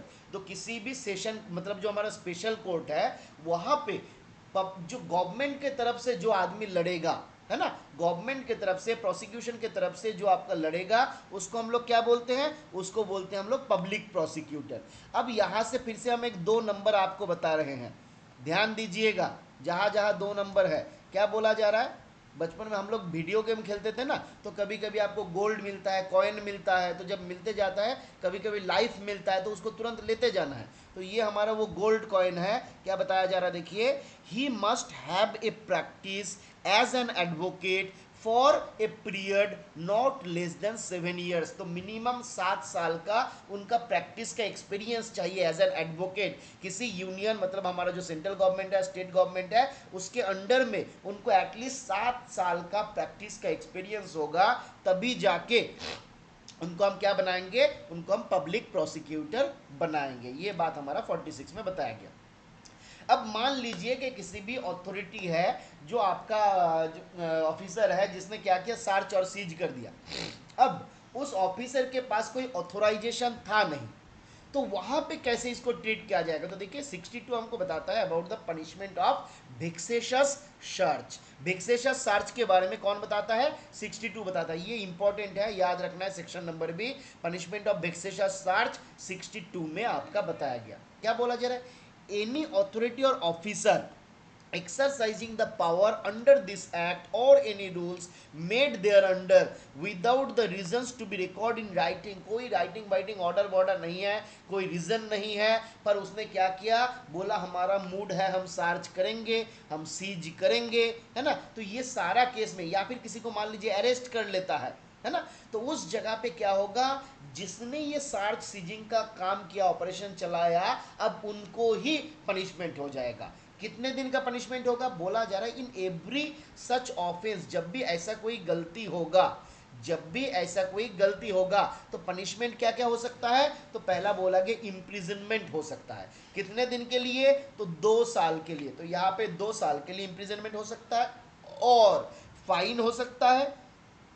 अब फाइन कितने तक होगा, तो ये भी इंपॉर्टेंट सवाल है, फिर से ये एक 2 नंबर है ना, फिर से आपका 2 नंबर। क्या बोला जा रहा है, यहाँ पे फाइन कितने का हो सकता है, तो 50,000 तक का हो सकता है, एक्सटेंड अप टू 50,000, और बोथ, है ना। तो क्या क्या हो सकता है कन्विक्शन, एक हो सकता है 2 साल का जेल, दूसरा हो सकता है 50,000 तक का फाइन, आइदर दिस और बोथ। तो ये होता है कहाँ पे, वेक्सेशियस सर्च के केस में, जो हमारा 62 में बताया गया है अंडर दिस एक्ट। ठीक है, आगे आते हैं 63। आगे आते हैं 63, क्या बोला गया, बोला गया पनिशमेंट फॉर फॉल्स इंफॉर्मेशन और फेलियर टू गिव इंफॉर्मेशन, है ना। अगर मान लीजिए किसी पर्सन को हम बुलाए हैं, उससे कुछ इंफॉर्मेशन मांगा जा रहा है ईडी के द्वारा, है ना, ये डायरेक्टर वगैरह उनके द्वारा जिसको ऑथोराइज किया गया, बोला जा रहा है इफ एनी पर्सन विलफुली और मैलिशियसली, मतलब जानबूझकर या गलत उद्देश्य से फॉल्स इंफॉर्मेशन देता है। और मतलब मान लीजिए कि हमारे अगेंस्ट में किसी ने बोल दिया कि भाई उसके पास मनी लॉन्ड्रिंग किया जा रहा है, और क्यों किया, क्योंकि वो चाहता है हमको फंसाना, है ना। अब मान लीजिए हम बड़े शरीफ बंदे हैं, हमारे अगेंस्ट में ऐसा कोई केस है ही नहीं, तो ऐसा अगर गलत उद्देश्य से कोई किसी को फंसाने का प्रयास करेगा, और यहाँ पे मान लीजिए किसी को अरेस्ट करवा दिया, उनके घर पे रेड करवा दिया, तो ऐसा जगह पे जिस व्यक्ति ने ये आपका फॉल्स या मैलिशियस इंफॉर्मेशन दिया, उनके अगेंस्ट में हो जाएगा पनिशमेंट। वेक्सेशियस चार्ज के केस में हम लोग क्या देखे थे कि जिसने गलत चार्ज किया उसके अगेंस्ट में पनिशमेंट हो जाएगा, और 63 हमको क्या बता रहा है कि जिसने गलत इंफॉर्मेशन देके चार्ज करवाया उनके अगेंस्ट में पनिशमेंट हो जाएगा। तो क्या हो सकता है, liable for imprisonment for a term which में एक्सटेंड्स अप टू 2 ईयर्स, तो मैक्सिमम 2 साल तक का जेल हो सकता है, 50,000 तक का फाइन हो सकता है, और बोथ 62 और 63 के भीतर एक आपके एग्जाम पे पूछा जा सकता है, याद रखना है। 62 जो है वेक्सेशियस है, और 63 है जो फॉल्स और मैलिशियस इंफॉर्मेशन है। आगे आते हैं। अब मान लीजिए पनिशमेंट फॉर फॉल्स इंफॉर्मेशन और फेलियर टू गिव इंफॉर्मेशन जो 63 में बताया गया, इसी के भीतर एक और पॉइंट भी दिया गया। क्या बोला गया, मान लीजिए किसी व्यक्ति से हम सवाल पूछे कि भाई तुम बताओ यहाँ पे क्या घटना हुआ था, उसने हमको जवाब देने से मना कर दिया। उसने मान लीजिए स्टेटमेंट दिया, पर जब हम उसको साइन करने के लिए बोले वो रिफ्यूज़ कर दिया, या फिर मान लीजिए रिफ्यूजेस टू अटेंड और प्रोड्यूस डॉक्यूमेंट, अटेंड करने से ही मना कर दे दिया कि भाई हम जाएंगे नहीं इंक्वायरी में, जो करना है, जो उखाड़ ले, है ना। एविडेंस, एविडेंस का मतलब होता है आपका विटनेस देना, साक्ष्य देना। तो कोई भी जब उसको समन किया गया, समन इशू किया गया, उसके बाद भी वो एविडेंस देने से मना कर दिया, तो ऐसे व्यक्ति, देखिए इसने फॉल्स इंफॉर्मेशन नहीं दिया, इसने देने से मना कर दिया, साइन नहीं किया, तो यहाँ पे हम इसके ऊपर 50,000 का पेनल्टी नहीं लगाएंगे, यहाँ पर पेनल्टी होगा 500 से लेके 10,000, जेल का ऑप्शन यहाँ पे नहीं है। Liable for a penalty of ₹500 to 10,000 for each such failure, जितने बार वो फेल करेगा उतने बार वो जुर्माना भरेगा, है ना। अब क्या बोला गया, अपॉर्चुनिटी। अब यहाँ पे जिस व्यक्ति को हम ये पनिशमेंट दे रहे हैं ना, पेनल्टी दे रहे हैं कि भाई 10,000 रुपये जमा करो, तो बोला गया उनको भी अपॉर्चुनिटी देना है to be heard in person, कि किस कारण से, किस प्रोस्पेक्ट मतलब किस एस्पेक्ट पे उसने ये घटना हुआ था, उसने मना कर दिया था, ये बताने के लिए उनको भी मौका देना पड़ेगा। ठीक है। अब एक इंपॉर्टेंट बात बोला गया कि कोई भी कोर्ट जो है ना, no court shall take cognizance, संज्ञान में कोई कोर्ट नहीं लेगा अगर 62 और 63 में, जो 63 के एक बेसिकली बोला जाता है, मतलब फॉल्स और मैलिशियस इंफॉर्मेशन सप्लाई के ऊपर, ये दोनों केस में कोई भी कोर्ट जो है उसको संज्ञान नहीं लेगा, इसके ऊपर कोई कार्रवाई नहीं करेगा, except with the previous sanction of central government. जब तक सेंट्रल गवर्नमेंट का सैंक्शन ना हो तब तक कोई कोर्ट इसके ऊपर कोई कार्रवाई नहीं करेगा। कौन सा केस में, इन केस ऑफ वेक्सेशियस चार्ज और इन केस ऑफ फॉल्स और मैलिशियस इंफॉर्मेशन, है ना। तो ये दोनों केस में ये हमारा कोर्ट जो है उसको क्या करेगा, संज्ञान में नहीं लेगा। अब मान लीजिए सेंट्रल गवर्नमेंट का प्रीवियस सैंक्शन के वगैरह उनको संज्ञान में नहीं लेना है। अब मान लीजिए कोर्ट के पास ऐसा केस आया और उसने क्या किया, आपका सेंट्रल गवर्नमेंट के पास भेजा कि भाई बताइए क्या करना है, इसको संज्ञान में लेना है या नहीं लेना है। तो बोला गया अगर विद इन 90 डेज, ये सवाल एग्जाम पे बहुत बार पूछा जाता है, फिर से 2 नंबर ध्यान दीजिए देवी और सज्जनों, क्या बोला जा रहा है, the central government shall by an order either give the sanction और refuse to give the sanction within 90 days. देना है नहीं देना है, क्या करना है आप बताओ, with in 90 days in this behave. 90 दिन से ज़्यादा हो गया तो कोर्ट मान लेगा भाई मौनंग सम्मति लक्षणम, के नीरव हम जो रहते हैं वो आपका कभी कभी सम्मति का लक्षण होता है, मतलब मान लेगा कि आपने परमिशन दिया है। ठीक है। अब क्या बताया गया, 69 पे बताया गया amount of recovery amount of recovery, कि किसी के ऊपर मान लीजिए यहाँ पे हम लोग देखें 50,000 का जुर्माना हुआ, 50 आपका मान लीजिए 500 से 10,000 का जुर्माना हुआ, तो जो भी आपका पेनल्टी किसी के ऊपर लगाया गया कितने दिन में उसको रिकवर करना है, तो क्या बोला जा रहा है कि फाइन और penalty imposed shall be recovered with in 6 month, 6 महीने के भीतर इसको रिकवर करना है। अगर नहीं होता है तो क्या होगा, तो बोला गया इनकम टैक्स एक्ट 1961 के शेड्यूल 2 में बताया गया कि क्या मैनर रहेगा प्रिस्क्राइब्ड जिसके द्वारा इसको आपका रिकवर किया जा सकता है। तो यहाँ पे बोला गया डायरेक्टर और any other officer authorized by him shall have the power to recover the amount as arrears of tax recovery. Tax amount का अगर मतलब मान लीजिए कभी टैक्स किसी ने पे नहीं किया, आपका एरियर बन गया, तो वहाँ पे जिस तरीके से under schedule 2 of income tax act 1961 जो हमारा ये रिकवरी होता है, उसी तरीके से यहाँ पे भी रिकवरी होगा। और यहाँ पे जो हमारा डायरेक्टर रहेंगे या फिर डायरेक्टर जिसको ऑथोराइज करेंगे उनको पावर रहेगा ये रिकवरी करने का। ठीक है, यहाँ तक बेसिकली हम लोगों का जो prevention of money laundering act है ओवरऑल जो हमारा समरी है वो यहाँ पे आपका खत्म होता है। इसके बाद हम लोग आ जाते हैं जहाँ पे हमारा बताया गया डिपार्टमेंट ऑफ पोस्ट में ये मनी लॉन्ड्रिंग का क्या क्या केसेस है। तो डिपार्टमेंट के केस में अगर हम लोग देखते हैं तो बेसिकली 3 केसेस, 3 एरिया है जो आता है ना, 3 एरिया हमारा आता है। इसके भीतर क्या क्या आता है, एक आता है पीओएसबी स्कीम, ये सबसे ज़्यादा मैटर करता है, फिर आता है पीएलआई आरपीएलआई, और तीसरा आता है मनी रेमिटेंस, है ना, मनी रेमिटेंस। तो ये 3 केस हमारा आता है इसके भीतर। और यहाँ पे पहले हम लोग चलिए देख लेते हैं कि पीओएसबी के केस में क्या क्या बताया गया। तो पीओएसबी के केस में गाइडलाइंस जो है हमारा एएमएल सीएफटी का, इसके बारे में क्या बोला जा रहा है, कहाँ गया भाई, चलिए इसको डिलीट मार देते हैं। क्या बोला जा रहा है, under the PMLA provision post office savings bank declared the KYC policy on following 4 elements. तो देखिए जब आप पीओएसबी स्कीम के केस में देखिएगा, जब आप पीएलआई के केस में देखिएगा, दोनों जगह पे है ना, ये जो भी केसेस हमारा है दोनों जगह पे क्या बोला गया कि केवाईसी पॉलिसी जो है 4 एलिमेंट के ऊपर आधारित होता है। क्या क्या, number 1 customer acceptance policy, number 2 risk management, number 2 monitoring of transaction, और number 3 record keeping and reporting. 4 चीज हुआ, कस्टमर एक्सेप्टेंस पॉलिसी, कभी कभी इसको सीएपी भी लिखा जाता है, risk management, monitoring of transaction और रिकॉर्ड कीपिंग। क्या क्या चीज़ है कस्टमर एक्सेप्टेंस पॉलिसी में, देखिए बोला गया कि कोई भी खाता जो है ना एनोनिमसली और फिक्टिशियस नाम पे यानी कि बेनामी खोला नहीं जाएगा, है ना, याद रहेगा, कोई भी खाता जो है एनोनिमस और फिक्टिशियस नाम पे खोला नहीं जाएगा। बोला गया not to open an account और क्लोज एन अकाउंट, देखिए ओपन भी नहीं करना है क्लोज भी नहीं करना है, an existing account where the post office savings bank is unable to apply the appropriate customer due diligence measures that is to verify the identity and obtain the required document. तो ये 2 चीज़ जब नहीं कर पाएंगे, एक हम उसका आइडेंटिटी वेरीफाई नहीं कर पाए, जैसे जैसे कुछ दिन पहले हम एक बार मान लीजिए इलेक्शन करवाने गए थे, और उस इलेक्शन में जब हम गए तो वहाँ पे केस क्या हुआ कि कोई एक लड़का आया वोट गिराने के लिए, उसने क्या किया, जब आया तो हमको देख के लगा कि ये लड़का तो बच्चा है, इसका तो 18 साल होगा नहीं। हम उसको बुलाए कि भाई तुम इधर आओ, डॉक्यूमेंट दिखाओ। जब डॉक्यूमेंट दिखा हम बोले ये किसका आधार कार्ड है ना, थोड़ा डांट, पहले तो बोला कि सर मेरा है, फिर हम थोड़ा डांट दिए तो बोला कि नहीं मेरा भैया का है। हम बोले कि तुम्हारा भैया के लेके क्यों आ गए, बोले सर वो दिल्ली में है तो हम सोचे कि उसका वोट गिरा देते हैं। अब देखिए उसका आधार कार्ड जो है it is genuine, Aadhaar card में कोई गड़बड़ी नहीं है, आधार कार्ड ओरिजिनल है, पर वो पर्सन जो है आइडेंटिटी उसके साथ मैच नहीं कर रहा है क्योंकि दूसरा व्यक्ति आ गया।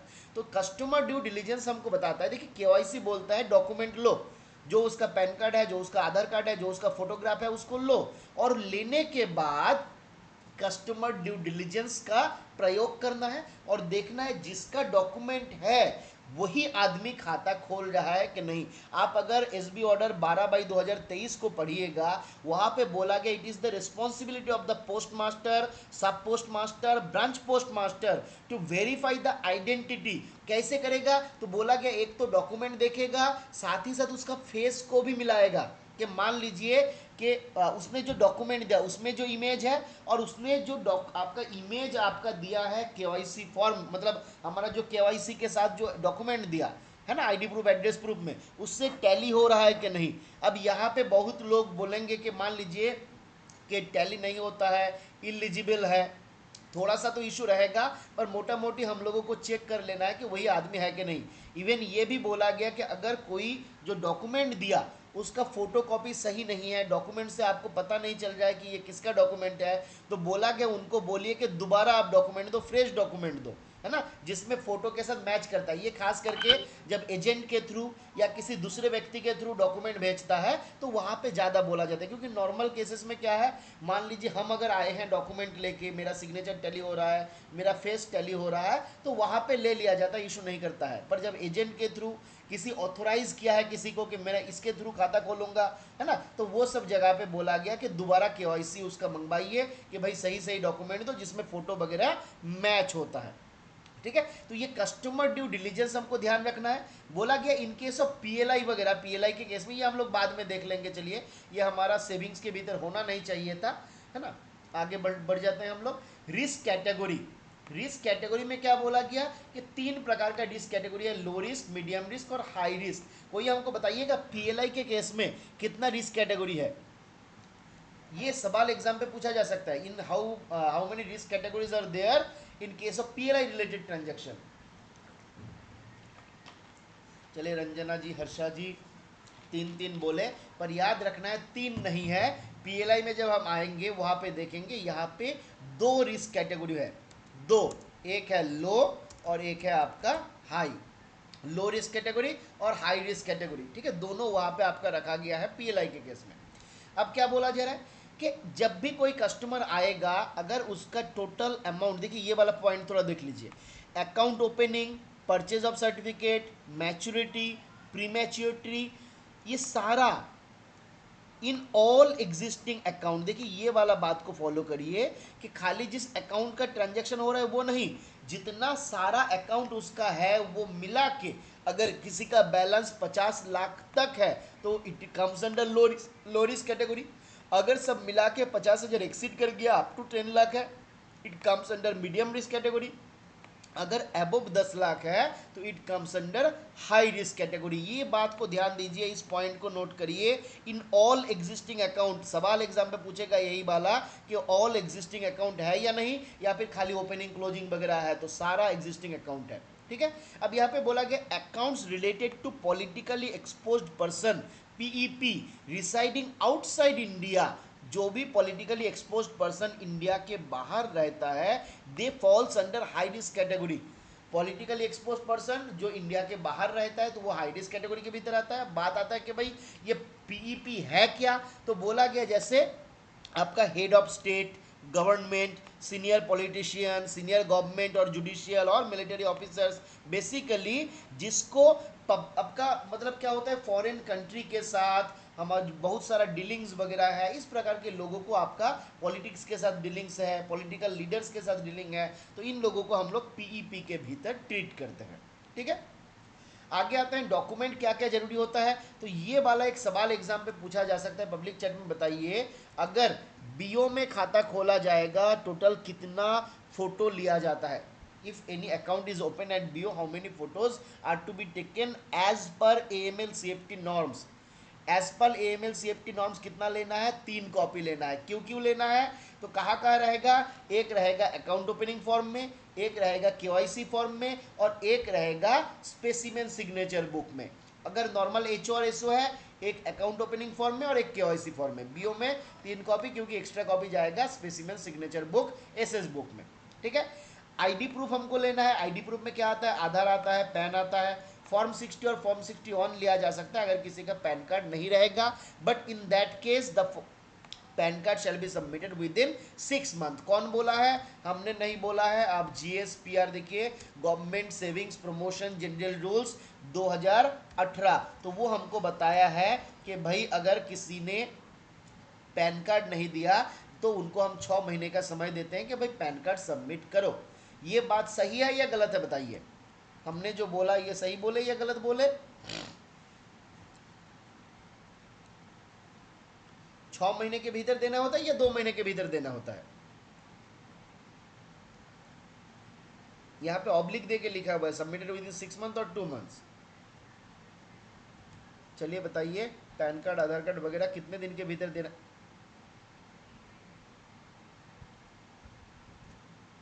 चलिए प्रदीप ने 6 बोला, 2 मंथ फॉर पैन। बाकी लोग?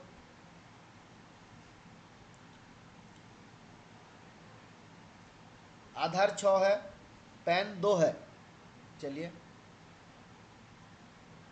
चलिए अब देख लेते हैं असली फंडा क्या है। ठीक है, इसमें थोड़ा सा ट्विस्ट है, इसमें थोड़ा सा ट्विस्ट है। आप अगर रूल को सही से देखिएगा, इंटरप्रेट करिएगा, तो यहाँ पे और एक बात आपका बताया गया है। ठीक है, कि 6 महीना इन देखिए पैन के लिए भी हम लिखे हुए हैं, आधार के लिए 6 महीना है, बिल्कुल इसमें कोई डाउट नहीं है। आधार जो है 6 महीने में सबमिट होता है।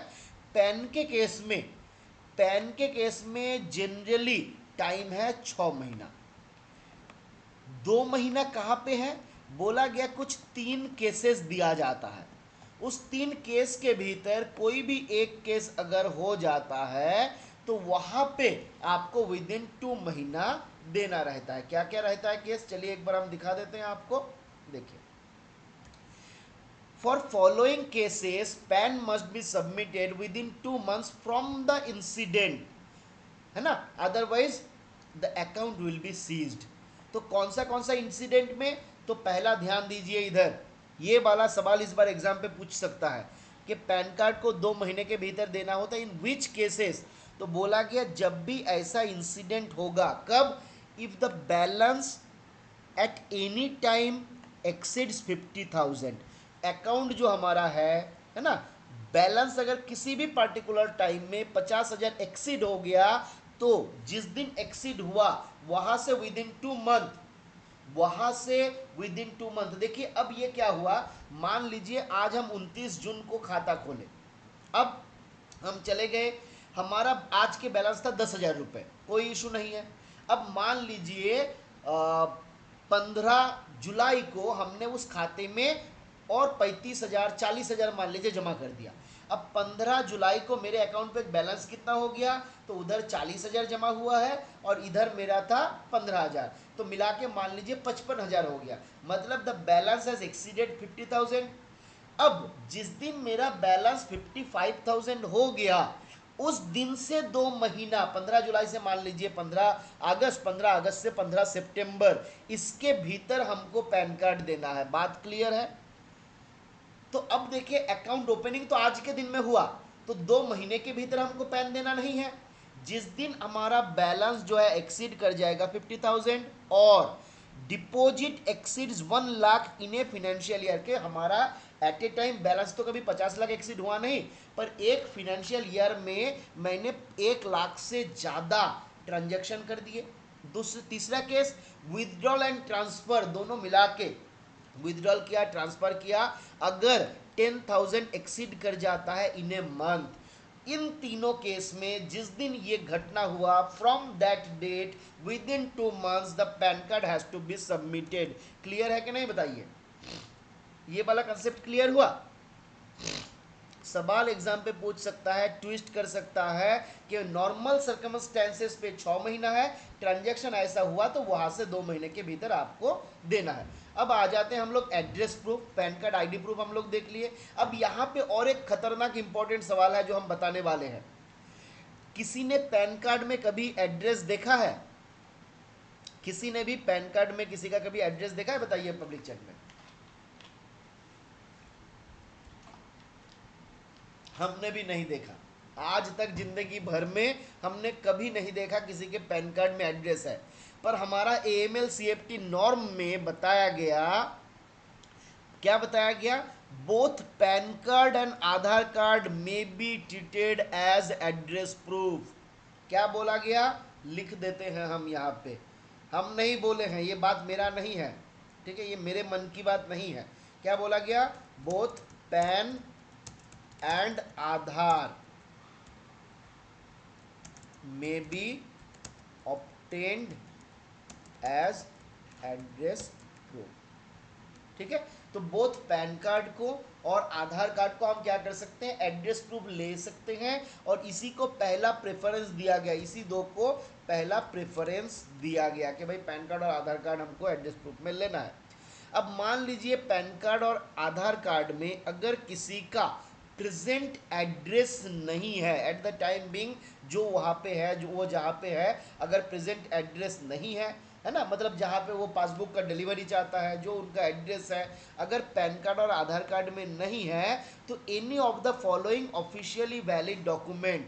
देखिए ये सवाल हम किस लिए बोले, आपसे अगर एग्जाम पे पूछेगा कि which of the following document may be obtained as address proof, option A में दे दिया आधार, ऑप्शन बी में दे दिया पैन, ऑप्शन सी में दे दिया बोथ ए एंड बी, और ऑप्शन डी में दे दिया नन ऑफ दीज, तो क्या जवाब दीजिएगा आप, बताइए एक बार जवाब फटाफट से, क्या जवाब हो जाएगा, बोथ हो जाएगा, है ना। तो जिस कारण से पर्सनली हमको फील हुआ कि ये सवाल एग्जाम पॉइंट ऑफ व्यू से इंपॉर्टेंट है, प्रैक्टिकली कुछ इसका फायदा है नहीं। अब कौन सा ऑफिशियल वैलिड डॉक्यूमेंट ले सकते हैं, तो पासपोर्ट ले सकते हैं, ड्राइविंग लाइसेंस ले सकते हैं, एपिक कार्ड ले सकते हैं। अब इस पे ध्यान दीजिए, MGNREGA जो है, महात्मा गांधी नेशनल रूरल, है ना, एम्प्लॉयमेंट गारंटी एक्ट जो है, उसके द्वारा जो आपका जॉब कार्ड इशू किया जाता है, it can also be treated as address proof. Letter issued by NPR national population register जो होता है, उनके द्वारा अगर लेटर इशू किया गया है, तो उसको भी हम एड्रेस प्रूफ ले सकते हैं। अब मान लीजिए कोई भी ऑफिशियली वैलिड डॉक्यूमेंट जो है अवेलेबल नहीं है, पैन नहीं है, आधार नहीं है, वो सारा डॉक्यूमेंट भी अवेलेबल नहीं है, तो उस व्यक्ति से हमको क्या लेना है, तो उस व्यक्ति से बोला गया यूटिलिटी बिल ले सकते हैं। यूटिलिटी बिल के भीतर क्या क्या आता है, electricity, telephone, postpaid mobile phone का कलेक्शन, पाइप गैस का कलेक्शन, वाटर बिल का जो कनेक्ट आपका बिल रहेगा, तो ये सारा चीज जो है can be treated as utility bill and address proof, ये आपका एड्रेस प्रूफ में ले सकते हैं। कंडीशन क्या है, फिर से 2 नंबर बता रहे हैं, एग्जाम पे पूछेगा, नहीं लिखिएगा ना, हम घर पे जाके पीट के आएंगे, है ना। क्या बोला गया, देखिए, utility bill should not be more than 2 months old. आपको सवाल में क्या देगा, इसमें 2 के बदले 3 कर देगा, है ना, इसको 2 के बदले 3 कर देगा। याद रखना है, utility bill should not be more than 2 months old, तभी जाके हम उसको एड्रेस प्रूफ ट्रीट कर पाएंगे। फिर प्रॉपर्टी एंड म्यूनिसिपैलिटी का tax receipt, pension and family pension का पेमेंट ऑर्डर, PPO वगैरह जो होता है। फिर लेटर ऑफ एकोमोडेशन, ध्यान दीजिए इधर, letter of accommodation issued by state government, central government, public sector undertaking, schedule commercial bank, financial institute, ये सारा जो है इसके द्वारा इशू किया गया लेटर ऑफ एकोमोडेशन जो हम अपने एम्प्लॉयज को देते हैं, वो भी may be treated as officially valid document. ठीक है, आगे आते हैं एडिशनल डॉक्यूमेंट। अब देखिए एक बात बहुत अच्छा है, अभी पहले आपका हाई रिस्क के लिए अलग डॉक्यूमेंट था, मीडियम के लिए अलग था, लो के लिए अलग था। अब लो मीडियम हाई सबके लिए डॉक्यूमेंट तो एक कर दिया, साथ में खाली बोला कि भाई हाई रिस्क है ना, तो सोर्स ऑफ इनकम जो है वो भी ले लीजिए, बेसिकली सोर्स ऑफ फंड जो है वो भी ले लीजिए। तो ये हमको याद रखना होता है कि proof of source of fund is mandatory in case of high risk category, सभी लोग जानते हैं, इसमें कुछ बताने का है नहीं। अब बात है कि सोर्स ऑफ फंड में क्या क्या चीज आ सकता है, तो ये एक एग्जाम का सवाल हो सकता है, ध्यान दीजिएगा। बैंक, पोस्ट ऑफिस का जो अकाउंट स्टेटमेंट है विच reflects the source and receipt of fund, पैसा कहाँ से आ रहा है कि नहीं, तो ये फंड हमारा जो रिफ्लेक्ट करेगा बैंक ऑफ पोस्ट ऑफिस का स्टेटमेंट, ये हमारा सोर्स ऑफ फंड हो सकता है। फिर बोला गया income tax return, income tax return जो लास्ट 3 फाइनेंशियल ईयर है उसका जो इनकम टैक्स का रिटर्न है, ये भी ट्रीट हो सकता है एज सोर्स ऑफ फंड। फिर sale deed, gift deed, will, letter of administration, succession certificate, ये सारा चीज भी आपका ट्रीट हो सकता है सोर्स ऑफ फंड। फिर क्या आया, any other document which reflect the income और सोर्स ऑफ फंड, कोई भी दूसरा डॉक्यूमेंट जो बताता है कि भाई इसका इनकम कितना है और वो सोर्स ऑफ फंड क्या है, तो उसको भी ट्रीट किया जाएगा। क्लियर है, आगे बढ़े, आगे बढ़े, एक बार कंफर्म करिए। चलिए, अब क्या बताया गया, बोला गया review of CDD customer due diligence, जिसको हम लोग री KYC का प्रोसेस भी यहाँ पे बोलते हैं कि भाई री KYC, कि एक बार KYC दे दिया है ना, एक बार मैंने जो KYC दे दिया दोबारा मैं KYC नहीं देता, ये हमारा कस्टमर हमको बोल नहीं सकता। ये बात को याद रखिएगा कि उनको री KYC दिया जा सकता है, उनसे लिया जाता है, कब लिया जाएगा, तो बोला गया देखिए नंबर ऑफ ईयर यहाँ पे प्रिस्क्राइब्ड कर दिया, जिसके बाद हमको जो CDD डॉक्यूमेंट मतलब जो KYC है उसको वेरीफाई करना रहता है। तो याद रखिएगा 3 तीन रिस्क कैटेगरी, लो, मीडियम और हाई। लो के केस में बोला गया, देखिए लो के केस में रिस्क कम है इसलिए 7 साल के बाद, मीडियम के केस में रिस्क मीडियम है इसलिए 5 साल के बाद, और एवरी मतलब जो हाई या हाइट नहीं होगा हाई होगा तो यहाँ पे 2 साल के बाद। ठीक है, तो याद रखना है 2 + 5 = 7। तो 2 किसके लिए हो जाएगा, 2 हो जाएगा हाई के लिए, 5 किसके लिए हो जाएगा, 5 हो जाएगा आपका मीडियम के लिए, 7 किसके लिए, हाई सॉरी लो के लिए, है ना। तो ये हमको याद रखना है तीन रिस्क कैटेगरी के लिए केवाईसी री केवाईसी का प्रोसीड्योर क्या है। अब यहाँ पे देखिए इंपॉर्टेंट और एक बात बताया गया, KYC is required to be carried out, sorry, CDD is required to be carried out when there is a suspicion of money laundering। कभी भी अगर हमको मनी लॉन्ड्रिंग का शक हो रहा है कि कोई आदमी बहुत पैसा रख रहा है, भाई कुछ तो गड़बड़ है, दया पता लगाओ, तो हम क्या करेंगे, दोबारा CDD का प्रोसेस चलाएंगे, डॉक्यूमेंट फिर से उनसे लेंगे, आइडेंटिटी वगैरह का वेरीफाई करेंगे, है ना। कहीं पे भी अगर मनी लॉन्ड्रिंग का शक हमको हो गया, टेररिज्म को फिनेंस कर रहा है ऐसा शक हो गया, तो वहाँ पे हम दोबारा उनसे सारा डॉक्यूमेंट लेंगे, है ना। या फिर कभी भी अगर मान लीजिए किसी का वेरासिटी और एडिक्वेसी के ऊपर आपका सवाल आता है, मान लीजिए आदमी को देख के लग रहा है कि भाई ये तो आपका 2000 रुपये नहीं दे सकता, पर वो 2 लाख 2 करोड़ लेके आ गया, तो हमको ये CDD का प्रोसेस दोबारा चलाया जा सकता है कभी भी। ठीक है, आगे आते हैं एटेस्टेशन ऑफ डॉक्यूमेंट। यहाँ पे भी क्या बताया गया, देखिए ये वाला बात आप लोग जब IP बनिएगा तब भी आपको फॉलो करना है, और अभी आप मतलब फॉलो करवाना है, और क्योंकि अभी आप पोस्टल असिस्टेंट हैं या SPM है तो आपको अभी ये खुद करना है।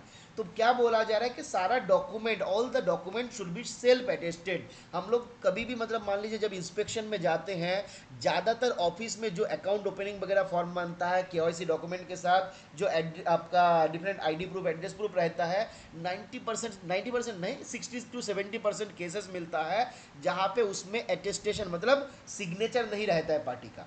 तो ये बात पे ध्यान दीजिएगा, बिना सिग्नेचर का खाता हमको नहीं खोलना है। कल आके वही बोलेगा हमको तो कुछ मालूम नहीं था, ये थोड़ा ही हम दिए हैं, कोई दूसरा आया है दिया हुआ है।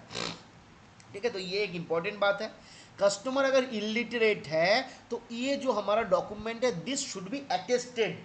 कौन कौन अटेस्टेड करेगा, तो कोई गेजेटेड ऑफिसर कर सकता है, सरपंच कर सकता है, branch post master, sub post master, deputy post master, assistant post master, chief post master, head post master, ये सब लोग आपका अटेस्ट कर सकता है।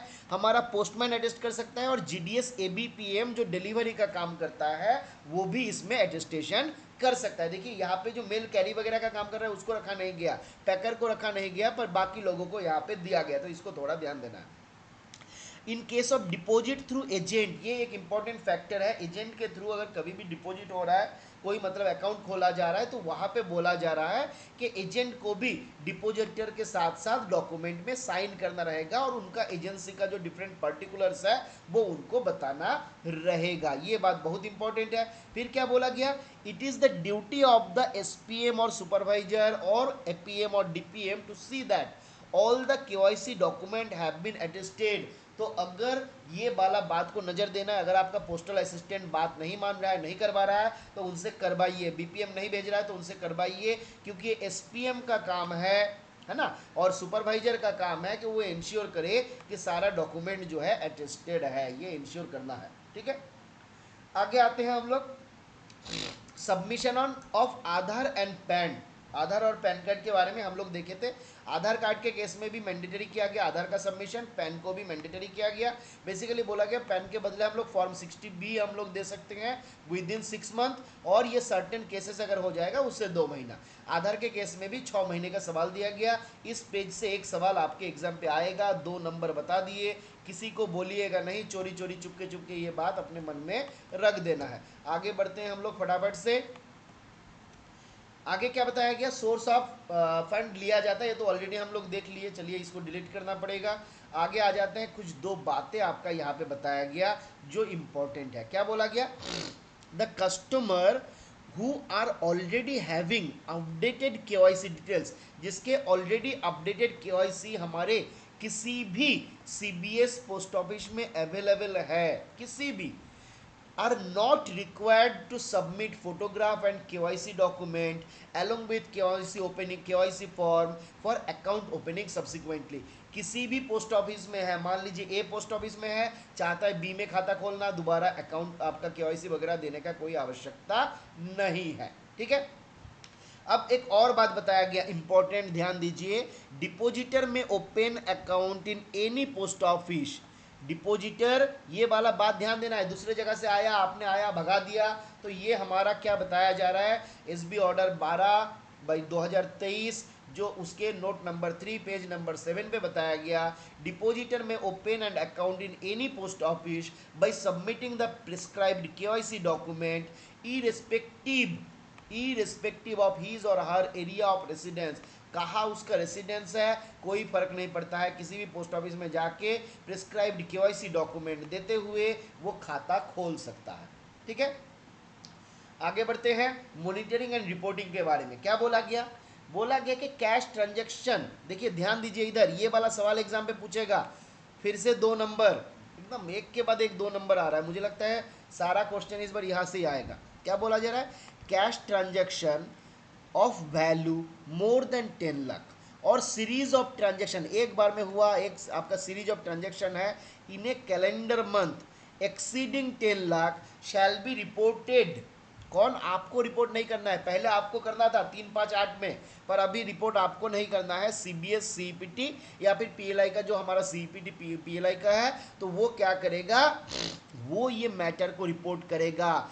किसमें बोला जा रहा है, टीम इन फिननेट 2.0 एक फॉर्मेट दिया गया FIUIND के द्वारा, वो फॉर्मेट क्या है, तो फिननेट 2.0। 2.0 क्यों आ रहा है, बेसिकली आप इसको ऐसे याद रख सकते हो कि पहले ये हमारा जो मनी लॉन्ड्रिंग के ऊपर सर्कुलर आया, मास्टर सर्कुलर, ये सेकंड मास्टर सर्कुलर है, पहले भी एक था, तो पहले मान लीजिए फिननेट 1.0 में होता था, अभी फिननेट 2.0 में होगा।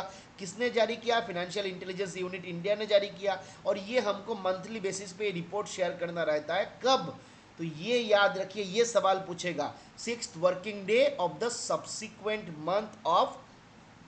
ठीक है। अब आपसे सवाल कैसे पूछेगा, मान लीजिए आपसे सवाल इस तरीके से पूछेगा, द कैश ट्रांजैक्शन रिपोर्ट वगैरह shall be reported by the CBS CPT 6th day of the following month, option B on 3rd day of following month, option C on 5th day of following month, और option D none of this. तो answer क्या आएगा बताइए, answer क्या आ जाएगा, सवाल सुने हैं या दोबारा बताना है, सीबीएस सीपीटी कब रिपोर्ट करेगा आपका हमारा जो ये है उसको। ठीक है। तो क्या क्या ऑप्शन है, एक तो था हमने बोला 6th day of the month, फिर हमने बोला 5th day of the month, फिर मान लीजिए 8th day of the month, और आपका नन ऑफ दिस। तो ऑप्शन क्या हो जाएगा,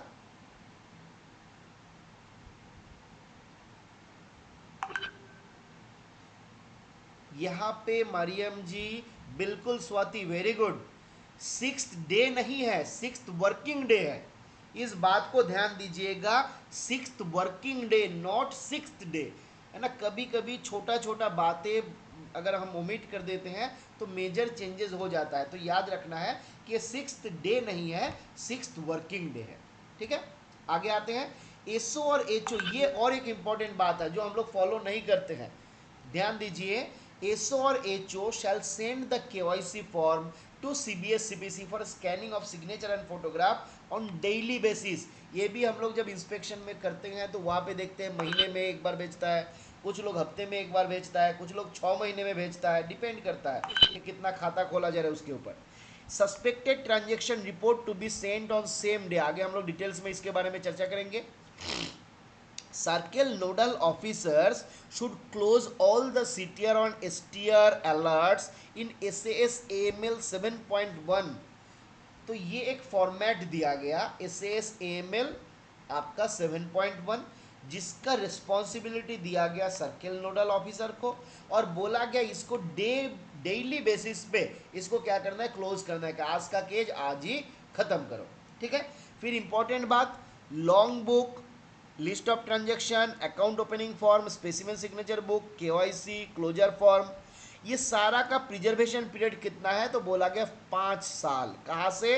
फ्रॉम क्लोजिंग और डिस्चार्ज, जिस दिन क्लोज हुआ जिस दिन डिस्चार्ज हुआ वहां से 5 साल के भीतर इसको क्या करना है, हमको आपका रखना है। अच्छा, यहां से एक सवाल, मान लीजिए कि 5 साल के बाद हमने उस रिकॉर्ड को डिस्ट्रॉय कर दिया, तो ये डिस्ट्रॉय के बारे में कौन सा रिकॉर्ड में हम नोट करेंगे? देखिए, ये एक इंपॉर्टेंट बात हो जाता है। हम लोग कभी कभी क्या करते हैं ना, पुराना रिकॉर्ड मांगा, हम हायर ऑफिशियल को बता देते हैं कि ये the record has been destroyed, और बोलते हैं कि नहीं, मान लीजिए पुराना आपका वीडेड आउट है ना, वीडेड आउट हो गया, ऐसा बोल के हम लोग ये कर देते हैं कि ये रिकॉर्ड जो है वीड आउट हो गया। तो बताइए, आप अगर ऐसा कभी देते हैं कि हमसे मान लीजिए, आपसे मान लीजिए बोला गया कि आप जो आपका अकाउंट ओपनिंग फॉर्म वगैरह है वो क्या था, तो आप बोल दिए कि हाँ सर क्या हुआ, अकाउंट क्लोज हो गया था, उसके बाद मान लीजिए 5 साल हो गया तो हमने रिकॉर्ड को वीड आउट कर दिया। अब यहाँ पे एक बात याद रखना है, ये विदाउट का जो रिकॉर्ड होता है उसको एक रजिस्टर में दर्ज किया जाता है। उसका फॉर्म नंबर क्या है, कौन बताएगा? फॉर्म नंबर पूछे हैं हर्षा जी। विदाउट रजिस्टर तो है, उसका एक फॉर्म नंबर भी है, किसी को याद है? फटाफट बता दीजिए। चलिए याद रख लीजिएगा, विदाउट रजिस्टर का फॉर्म नंबर क्या होता है? विद आउट रजिस्टर, कोई लिखिए, देखते हैं एक बार किसी ने लिखा कि नहीं। चलिए, ACG 91, धत्तरी, ACG 90, याद रहेगा? फॉर्म नंबर क्या है? ACG 91, ठीक है, विदाउट रजिस्टर। ये वेरी गुड राम जी, ये इंपॉर्टेंट रजिस्टर है, याद रखना है। ये आपका परमानेंट रजिस्टर है। ACG 91 जो है ना, ये हमारा परमानेंट रजिस्टर है, क्योंकि जिसमें हमको नोट करना है कौन सा रिकॉर्ड विद आउट किए, अगर वही रिकॉर्ड को हम विद आउट कर देंगे तब जाके गड़बड़ हो जाएगा। ठीक है, आगे बढ़ते हैं, क्या बोला गया? The KYC and CDD documents are also required to be taken during the transfer of account, revival of silent account, and when the depositor's signature is not matched। तो क्या बोला गया? केवाईसी डॉक्यूमेंट और सीडीडी डॉक्यूमेंट्स वगैरह जो है, हमको 3 cases है जहाँ पे खास करके लिया जाता है। नंबर 1, अगर अकाउंट का ट्रांसफर हो रहा है तो, अगर रिवाइवल हो रहा है साइलेंट अकाउंट का, और जहाँ पे सिग्नेचर जो है टैली नहीं कर रहा है किसी कारणवश, है ना, स्पेसिमेन सिग्नेचर के साथ, मान लीजिए स्कैन नहीं हुआ था या फिर गलत स्कैन हो गया था, ये सारा केस में हम लोग इसको ले सकते हैं। तो ये बात याद रखना है। आगे बढ़ते हैं, अब आ जाते हैं हम लोग AML CFT norms in connection with PLI। क्या क्या बोला गया? देखिए, ये ऑर्डर इशू हुआ था, ये हम लोग जो ऑर्डर नंबर दिए हुए, इसको याद रखने का तो कुछ है नहीं, बस आप इसको नोट कर सकते हो, फाइंड कर सकते हो, ऑर्डर मिल जाएगा। एक इंपॉर्टेंट बात हमारा AML CFT नॉर्म में बोला गया, सेविंग्स के केस में भी, PLI के केस में भी। क्या बोला गया? All information received and document collected are confidential, ये कॉन्फिडेंशियल है ना, and details should not be divulge for cross selling और फॉर एनी अदर पर्पस, किसी भी दूसरे पर्पस से हम इसका जवाब नहीं देंगे। ये बात आपको याद रखना है, ये हम किसी को नहीं देंगे। जैसे हम एक खास केस आपको बताए थे, कभी कभी मान लीजिए आपके ऑफिस में किसी का फ़ोन नंबर है, अकाउंट ओपनिंग फॉर्म दिया था, उसमें फ़ोन नंबर लिखा हुआ था, आपने क्या किया, अपने दोस्त को दे दीजिए, भाई देखो ये फ़ोन नंबर है इसका, तो ये नहीं करना है। ठीक है, खास करके जो नया लड़का जब ज्वाइन कर रहा है, अब लड़का लड़की ऐसा कुछ है नहीं, पर नॉर्मली लड़के के भीतर ऐसा बहुत जगह पे टेंडेंसी देखा जाता है कि मान लीजिए काउंटर पे बैठा हुआ है, कोई एक लड़की आई, उनको देख के अच्छा लगा और बोला कि भाई इसका कॉन्टैक्ट नंबर दे दे, तो आपने क्या किया, कॉन्टैक्ट नंबर अपने दोस्त को दे दिया। तो ये सब काम धंधा नहीं करना है, सारा डॉक्यूमेंट जो है कॉन्फिडेंशियल है। ठीक है, क्या बोला गया? ये हम लोग ऑलरेडी भी देखे थे, जो हमारा केवाईसी होता है 4 एलिमेंट के ऊपर बेस्ड होता है, CAP, risk management, customer identification procedure और monitoring of transaction.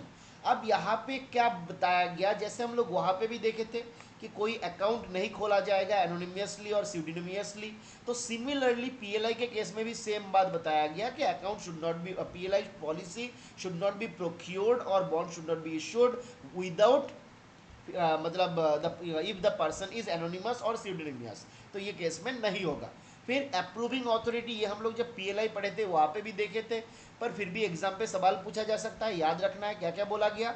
Approving authority up to 20 lakh, 20 lakh तक कौन होगा, तो दो लिमिट, पहले तो 3-4 लिमिट हुआ करता था, अभी दो ही लिमिट है, एक 20 लाख और अबोव 20 लाख, है ना, अप टू 50 लाख। क्या बोला जा रहा है, पोस्ट मास्टर HSG 1 और HSG 2, senior post master, deputy chief post master, आपका एडी ऑफ एचओ, अगर वो ग्रुप भी है ना, इन case of the HO is headed by director, कोई एचओ जो है डायरेक्टर के द्वारा हेडेड है, तो वहाँ पे जो एडी रहेंगे एचओ का, जो ग्रुप बी ऑफिसर होंगे, वो भी आपका इस 20 लाख तक का अमाउंट जो है इसको अप्रूव कर सकता है। अगर 20 लाख एक्सीड हो जाएगा, आंख मूंद के हमको भेज देना है किसके पास, हेड ऑफ द डिवीजन के पास, या फिर चीफ पोस्ट मास्टर के पास, या फिर deputy director of the HO के पास, है ना, जहाँ पे वो डायरेक्टर के द्वारा हेडेड होता है। तो ये बात हमको याद रखना है, खास करके ऐसे ही याद रखेंगे, 20 लाख तक होगा तो हमारा पोस्ट मास्टर के एंड पे हो जाता है, 20 लाख एक्सीड हो जाता है तो डिविजनल हेड के एंड पे चला जाता है।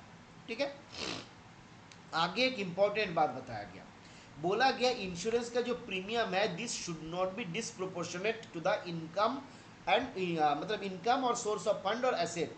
तो जो कस्टमर हमारा है, पॉलिसी होल्डर है, उनका जो इनकम है, उनका जो सोर्स ऑफ फंड है, एसेट है, उसके साथ डिसप्रोपोर्शनेट होना नहीं चाहिए। नॉर्मली हम लोग जानते हैं पीएलआई मैक्सिमम 50 लाख का होता है, आरपीएलआई मैक्सिमम 10 लाख का होता है, पर एक क्राइटेरिया दिया गया, जो लोग मेरा पीएलआई का क्लास नहीं देखे हैं याद रख लीजिए, देख लीजिए, क्या बोला गया, बोला गया 10 times of the annual income if the age of age at entry is 40 years, up to 40 years अगर आपका एज ऑफ एंट्री रहेगा। देखिए 40 पीएलआई के केस में एज ऑफ एंट्री का मतलब होता है age on next birthday, age on next birthday, जिस कारण से आप देखिएगा पीएलआई में जो मिनिमम एज रखा गया वो कितना है, मिनिमम एज है 19। क्यों है, क्योंकि मान लीजिए हम जिस दिन एडल्ट होंगे, मेरा 18 साल एज होगा, तो पीएलआई पॉलिसी अगर हम करने के लिए आएंगे तो 18 साल नहीं लेगा, वो मेरा 19 साल लेगा। ठीक है, तो 40 मतलब 39 प्लस 40 हो गया, मतलब 41 हो जाएगा। तो अगर अप टू बिलो 40 ईयर्स अगर एज है, मतलब एज ऑफ एंट्री में हम 40 तक ले रहे हैं, तो वहाँ पे एनुअल इनकम जितना है उसका 10 टाइम, है ना, ये पीएलआई के लिए भी लागू है, ये आरपीएलआई के लिए भी लागू है। उसके बाद क्या बोला गया, अगर एज एक्सीड कर गया 40 ईयर्स, तो वहाँ पे 7 टाइम्स द एनुअल इनकम। ठीक है, एनुअल इनकम का 7 गुना, पीएलआई के केस में भी, आरपीएलआई के केस में भी। याद रहेगा, सवाल एग्जाम पे पूछ सकता है। ठीक है, सवाल एग्जाम पे पूछ सकता है। आगे आते हैं हम लोग, requirement of PAN card in case of PLI policy, RPLI policy, क्या बोला गया, तो बोला कि copy of PAN card shall be collected and updated in the system और record for all PLI RPLI policies where the single और aggregate premium during a financial year exceeds 50,000। जब भी हमारा किसी फिनेंशियल ईयर का एग्रीगेट प्रीमियम या single premium 50,000 exceed करेगा, तो वहाँ पे पैन कार्ड लेना मैंडेटरी हो जाएगा। ठीक है, बात को ध्यान देना है, एग्रीगेट कितने दिन का हो रहा है, तो एक फिनेंशियल ईयर में, ये आपको सवाल पूछ सकता है एग्जाम पे, एक महीने का दे देगा, है ना, तो याद रखना एक फिनेंशियल ईयर में अगर 50,000 एक्सीड हो जाता है तो वहाँ पे पैन कार्ड जो है मैंडेटरी हो जाएगा। और यहाँ पे एक और ऑप्शन दिया गया एंड और बोल के, कि पैन कार्ड है और साथ में बोला गया आईटीआर रिपोर्ट भी हम उनका ले सकते हैं, ताकि उनका फिनेंशियल स्टेबिलिटी जो है हम जज करें। ठीक है, ये पॉलिसी जो है एप्लीकेबल है as well as for new PLI customer and old PLI customer, दोनों के लिए। रिस्क कैटेगरी यहाँ पे दो रखा गया, लो रिस्क कस्टमर और high risk customer. Low risk customer क्या बोला गया, बोला गया individuals whose identities and source of wealth have been identified, कि कोई भी इंडिविजुअल जिसका आइडेंटिटी जो है सही से हम लोग आइडेंटिफाई कर चुके हैं, और उनका जो सोर्स ऑफ फंड है वो भी आपका आइडेंटिफाइड है। जैसे जैसे मान लीजिए एम्प्लॉयज ऑफ गवर्नमेंट डिपार्टमेंट, है ना, डिफरेंट अलग regulatory and statutory bodies, permanent residents वगैरह किसी लोकेलिटी का, तो इन लोगों को हम लोग नॉर्मली क्या करते हैं, लो रिस्क कैटेगरी के भीतर लेते हैं। हाई रिस्क कैटेगरी में क्या बोला गया, बोला गया पॉलिटिकली एक्सपोज्ड पर्सन, या फिर कोई भी पर्सन जिसका संदेहजनक आपका रेपुटेशन है, भाई उनके ऊपर डाउट है हमको, डेबुशियस क्या बोलते हैं इसको, मतलब डाउट वाला, चलिए हमारा इंग्लिश थोड़ा कमजोर है, पर्सन विथ डाउटेबल रेपुटेशन, जिसके ऊपर हम डाउट कर सकते हैं। बोला गया इन पॉलिसीज, ऐसा केसेस, देखिए अगर कोई पॉलिटिकली एक्सपोज्ड पर्सन का हम पॉलिसी करेंगे या फिर उनके रिलेटिव का पॉलिसी करेंगे, तो ये मैटर को रेड इंक से उनका जो केस फाइल का कवर रहेगा उसके ऊपर लिखा जाएगा। याद रखना है, पॉलिटिकली एक्सपोज्ड पर्सन का जो आपका फाइल होगा उसके ऊपर रेड इंक से ये लिखना रहता है कि भाई ये पॉलिटिकली एक्सपोज्ड पर्सन है, या फिर इनके ऊपर हमारा डाउट है, ये उनका रिलेटिव का अकाउंट है, तो फलाना ढंकाना बातें जो है हमको लिखना रहता है। अब रिपोर्ट किया जाता है हम लोगों के द्वारा किसके पास, बोला जाता है डीडीजी पीसीओ पीएमएलए के पास। ये वाला रिपोर्ट भी भेजा जाता है, पीएलआई रिलेटेड रिपोर्ट भी। और यहाँ पे हमको क्या बोला गया, ये रिपोर्ट जब हम डाक भवन में भेजेंगे तो it should be send through proper channel. तो हमारा कैश ट्रांजैक्शन वाला रिपोर्ट जो है वो तो हमारा जो हमारा सीपीटी है वही भेज देगा, पर अदर केसेस में भी हमको रिपोर्ट करना पड़ सकता है, सस्पेक्टेड ट्रांजैक्शन का रिपोर्ट हो सकता है। ये सारा कौन करेगा, तो ये हमको ही करना होता है। हमारे एसओ से डिवीजन ऑफिस, डिवीजन से सर्कल, सर्कल से डीडीजी पीसीओ पीएमएलए। अब क्या बोला कि कौन सा केसेस है जिसको हम लोगों को रिपोर्ट करना रहता है पीसीओ पीएमएलए सेक्शन को। बोला गया 3 और मोर फ्री लुक कैंसिलेशन। कोई हमको पब्लिक चैट में बताइए, फ्री लुक कैंसिलेशन का पीरियड कितने दिन का होता है, कितने दिन के भीतर फ्री लुक कैंसिलेशन हो सकता है। चलिए देवेन का जवाब आया, बाकी लोग, सत्येंद्र ने जवाब दिया, प्रदीप जी, रंजना, दीपंकर, वेरी गुड। 15 दिन का होता है free look period. Free look period क्या बताता है, फ्री लुक पीरियड हमको बताता है कि भाई हमारा पॉलिसी अगर आपको पसंद नहीं आया तो खिड़की दरवाजा सारा कुछ खोला हुआ है, बाहर फेंक दीजिए, है ना। तो बाहर फेंकेंगे नहीं, हम बोलते हैं कि हमारे सीबीसी में भेज दो, तो हम क्या करेंगे, उसको कैंसिल कर देंगे और उनका जो पैसा था उसको कस्टमर को दे देंगे। खाली जो मेडिकल चार्जेस 50 रुपये, 70 रुपये, 120 रुपये लिया जाएगा उसको हम काट लेते हैं, है ना। तो बोला गया 3 और मोर फ्री लुक कैंसिलेशन जो है उससे ज़्यादा अगर हो गया, 3 बार, है ना, 3 और मोर फ्री लुक कैंसिलेशन, 3 बार किसी ने फ्री लुक कैंसिलेशन किया या उससे ज़्यादा बार करवाया, है ना, और अमाउंट जो है, if the amount exceeds 1 lakh including putting together all the transactions, सारा ट्रांजेक्शन को मिला के अगर 1 लाख एक्सीड कर जाता है तो वहाँ पे क्या बोला गया, ये मैटर शुड बी रिपोर्टेड, है ना, ये मैटर को हमको रिपोर्ट करना है। फिर क्या बोला गया, बोला गया असाइनमेंट ऑफ पॉलिसी, किसी पॉलिसी को हम असाइनमेंट किए किसके प्रति, तो बोला जा रहा है मेरा बच्चा को, मेरा डॉटर को, मेरे मदर को, है ना, मेरे बीबी को, मेरा ग्रैंड चिल्ड्रन को, नॉट एन इशू। पर मान लीजिए किसी का कजिन वाइफ है, हमारा एक दोस्त है वो बताता है कभी कभी कजिन वाइफ मतलब अब समझ रहे होंगे। फिर दूसरी बात, मान लीजिए आप किसी अननोन पर्सन के नाम पे कर दिए, है ना, ए ने क्या किया, उसका रिलेटिव, मतलब मान लीजिए ये चारों के भीतर लीगल हेयर के भीतर BCD आता है, पर उसने XYZ को बना दिया SID, है ना।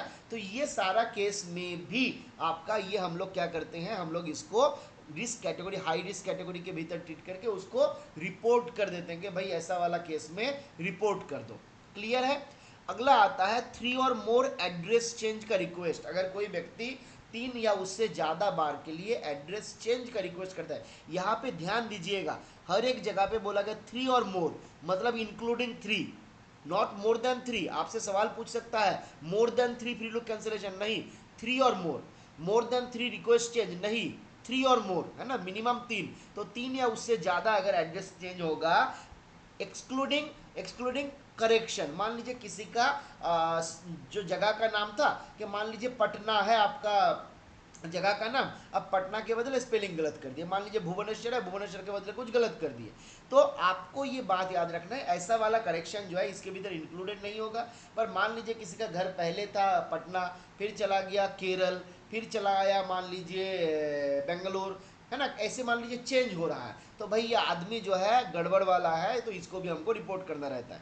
फिर किसी ने रिक्वेस्ट किया पॉलिसी के लिए बियॉन्ड कैपेसिटी, है ना, मान लीजिए उसका इनकम दिखा रहा है 5 लाख रुपए और वो एक साल में 2 लाख का आपका PLI कर रहा है, तो भाई 5 लाख तुम साल में कमाते हो, 2 लाख का कैसे कर लिए, या फिर मान लीजिए कुछ और अगर हो गया तो ये संदेहजनक घटना हो जाता है और इसको हमको रिपोर्ट करना रहता है।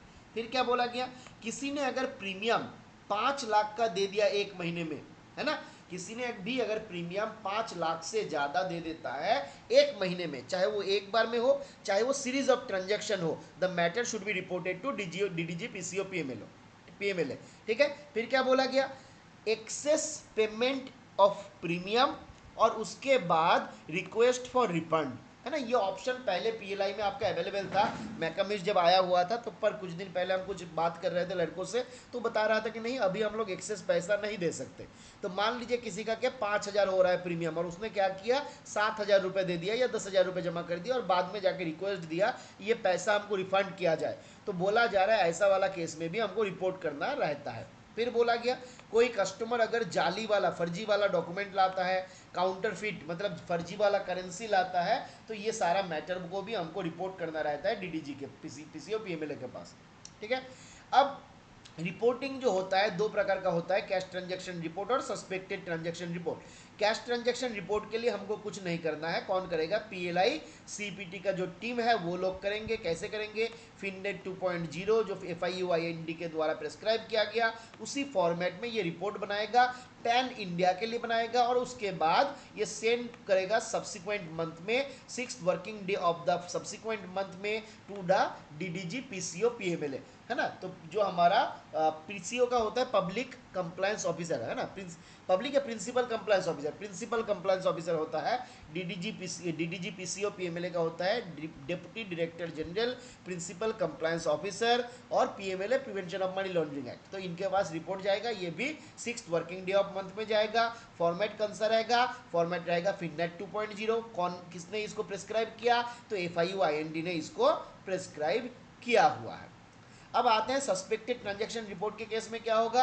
तो सस्पेक्टेड ट्रांजैक्शन के रिपोर्ट में बोला गया सब पोस्टमास्टर और postmaster of every departmental post office shall be personally responsible for preparation of STR। Clear है, SPM और पोस्टमास्टर का ये रिस्पॉन्सिबिलिटी है कि वो सस्पेक्टेड ट्रांजैक्शन रिपोर्ट बनाएगा, है ना, related to PLI RPLI monitoring nature of transaction. यहाँ पे क्या क्या रहेगा, तो बोला जा रहा है कि नेचर ऑफ ट्रांजैक्शन रहेगा, क्या क्या चीज़ मेंशन करना रहेगा। नंबर 1 नेचर ऑफ ट्रांजैक्शन, किस प्रकार का ट्रांजैक्शन था। नंबर 2 उसका अमाउंट कितना इन्वॉल्व था। Number 3 name and address of the insurant क्या था, है ना, और किस प्रकार का सस्पेशन वहाँ पे हुआ था, क्यों लगा कि भाई ये सस्पेक्टेड है ना। और इसके बाद ये क्या करेगा, इसको भेजेगा हेड ऑफ द डिवीजन के पास। देखिए यहाँ तक तो ठीक है, उसके बाद इस टर्म को फॉलो कीजिए, बाय नेम, मतलब ऐसा नहीं कि हेड ऑफ द डिवीजन के पास भेजेगा बाई टू द पोस्टल, मान लीजिए सुपरिटेंडेंट ऑफ पोस्ट ऑफिस फलाना ABC डिवीजन, ऐसे नहीं, उनका बाई नेम भेजेगा। मान लीजिए फलाना व्यक्ति, मान लीजिए जो भी नाम हो उनके नाम पे भेजेगा। और डिविजनल हेड को भी बोला गया हेड ऑफ द सर्किल के पास भेजेगा बाई नेम, कि वही खुद इसको खोलेगा, है ना। तो ये बात भी हमको याद रखना है, ये भी आपको सेम डे में करना रहता है। ठीक है। अब यहाँ पे एक इंपॉर्टेंट बात बताया गया, रिकॉर्ड कीपिंग। हम लोग सेविंग्स के केस में भी देखे थे 5 साल के लिए रखने के लिए बोला गया था आफ्टर क्लोजर और मैच्योरिटी वगैरह जो हो गया। PLI के केस में भी सेम बोला गया कि भाई 5 साल के लिए आपको इसको रखना ही रखना है। और यहाँ पे एक केस जो है देखिए 3 साल का है, बाकी सारा आपका 5 साल है। अब 3 साल वाला याद कर लीजिए तो 5 साल वाला तो हो ही जाएगा। 3 साल में क्या बोला गया, अगर किसी भी पॉलिसी के ऊपर कोई कोर्ट में केस चल रहा था, मैटर का क्या हो गया, डिस्पोजल हो गया, क्लियरेंस हो गया और रिजल्ट वगैरह सारा कुछ आ गया, तो जिस दिन डिस्पोजल हो गया उसके बाद 3 साल इसको हमको रखना है। ये गया नंबर 1 केस। फिर क्या आया, जहां पे देखिए ध्यान दीजिए इधर, policy were less than 3 years of premium is paid and policy is lapped. 3 महीने से कम दिन का प्रीमियम दिया गया, पॉलिसी लैप्स हो गया। दूसरा केस क्या है, policies where at least 3 years premium have been paid and policy surrendered.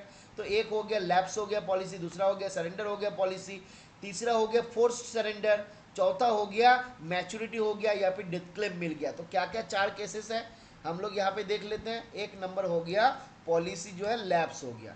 Second case हमने क्या देखा, पॉलिसी जो है सरेंडर हो गया। थर्ड केस हमने क्या देखा, थर्ड केस हमने देखे फोर्स सरेंडर। फोर्स सरेंडर क्या है हमको कोई पब्लिक चैट में बताइए, फोर्स सरेंडर क्या है। फिर अगला केस क्या है, मैच्योरिटी हुआ या फिर डेथ हो गया गया। और अगला हो गया फ्री लुक पीरियड, है ना, फ्री लुक पीरियड में कोई कैंसिल कर दिया पॉलिसी। तो लैप्स हुआ, सरेंडर हुआ, फोर्स सरेंडर हुआ, मैच्योरिटी डेथ क्लेम हुआ, फ्री लुक पीरियड हुआ, सारा केस में 5 साल हो गया फॉलो जो डेट रहेगा वहां से, है ना, after the date of maturity, from the date of payment of surrender value, after the date of force surrender, है ना, ये सारा चीज हमको यहाँ से क्लियर हो गया। अब कोर्ट वाला केस रहेगा तो 3 साल हो जाएगा। बस यहाँ तक ही हमारा खत्म है। हमारा जो prevention of money laundering act है यहाँ तक खत्म होता है। यहाँ तक आप लोग देख सकते हैं। इसके साथ एक दो चीज और आपको याद रख सकते हैं, जैसे आपका मनी रेमिटेंस के केस में क्या होता है। मनी रेमिटेंस के केस में आप देखिएगा रिस्क कैटेगरी थोड़ा अलग होता है। तो एक उसमें होता है लो रिस्क ए, एक होता है लो रिस्क बी, एक होता है लो रिस्क सी, एक होता है सॉरी सॉरी हम पागल हो गए हैं लग रहा है।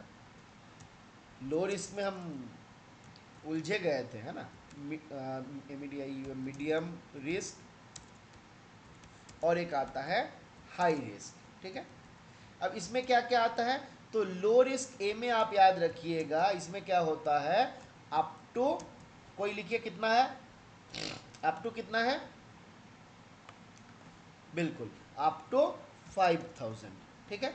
मीडी आपका लो रिस्क बी में क्या आता है, तो अबव 5000 अप टू 50,000। फिर मीडियम में आइए, अबव 50,000 अप टू, देखिए 10 लाख नहीं है यहाँ पे, 1 लाख है, ध्यान दीजिए 10 लाख नहीं है, ये आपका 1 लाख है। High risk category above 1 lakh, ठीक है।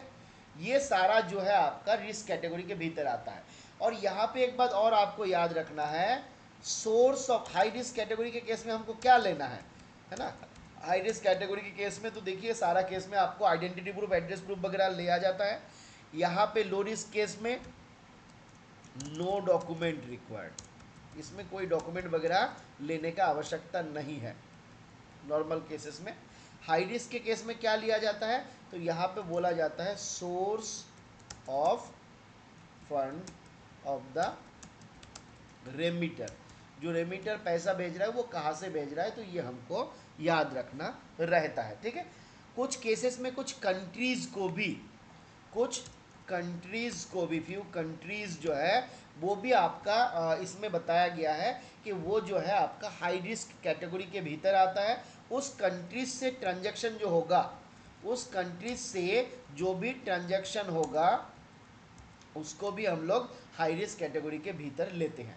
फिर कुछ कुछ केसेस और दिया गया है, आप अगर देखिएगा इसको मनी रेमिटेंस के केस में, तो वहाँ पे क्या बोला गया, वहाँ पे बोला गया कि मान लीजिए जब एक व्यक्ति ए क्या कर रहा है, बी को पैसा भेज रहा है ना, फॉरेन कंट्री से, तो हम लोगों को ये सारा चीज़ भी देखना रहता है कि मान लीजिए जब पैसा भेजा जा रहा है, जिसने जिस कंट्री से भेजा है, मान लीजिए कोई ए है हमारे देश में घूमने के लिए आया है फॉरेन कंट्री से, और उसके बाद मान लीजिए वो ऑस्ट्रेलिया से आया है पर उसको पैसा मिल रहा है फ्रांस से, तो इस प्रकार का केसेस को भी हम लोग हाई रिस्क कैटेगरी के भीतर लेते हैं। ये थोड़ा सा याद रख लीजिएगा।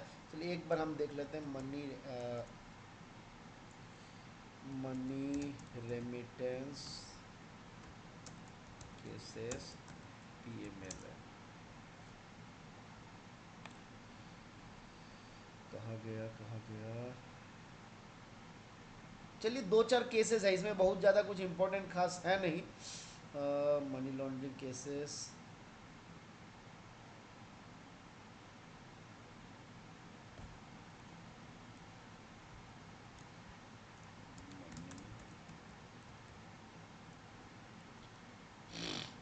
एक मिनट प्लीज़ वेट करिए। चलिए तो आज हम लोग यहीं पे समाप्त करते हैं, ठीक है। और किसी का कुछ डाउट है तो आप पब्लिक चैट में बता सकते हैं।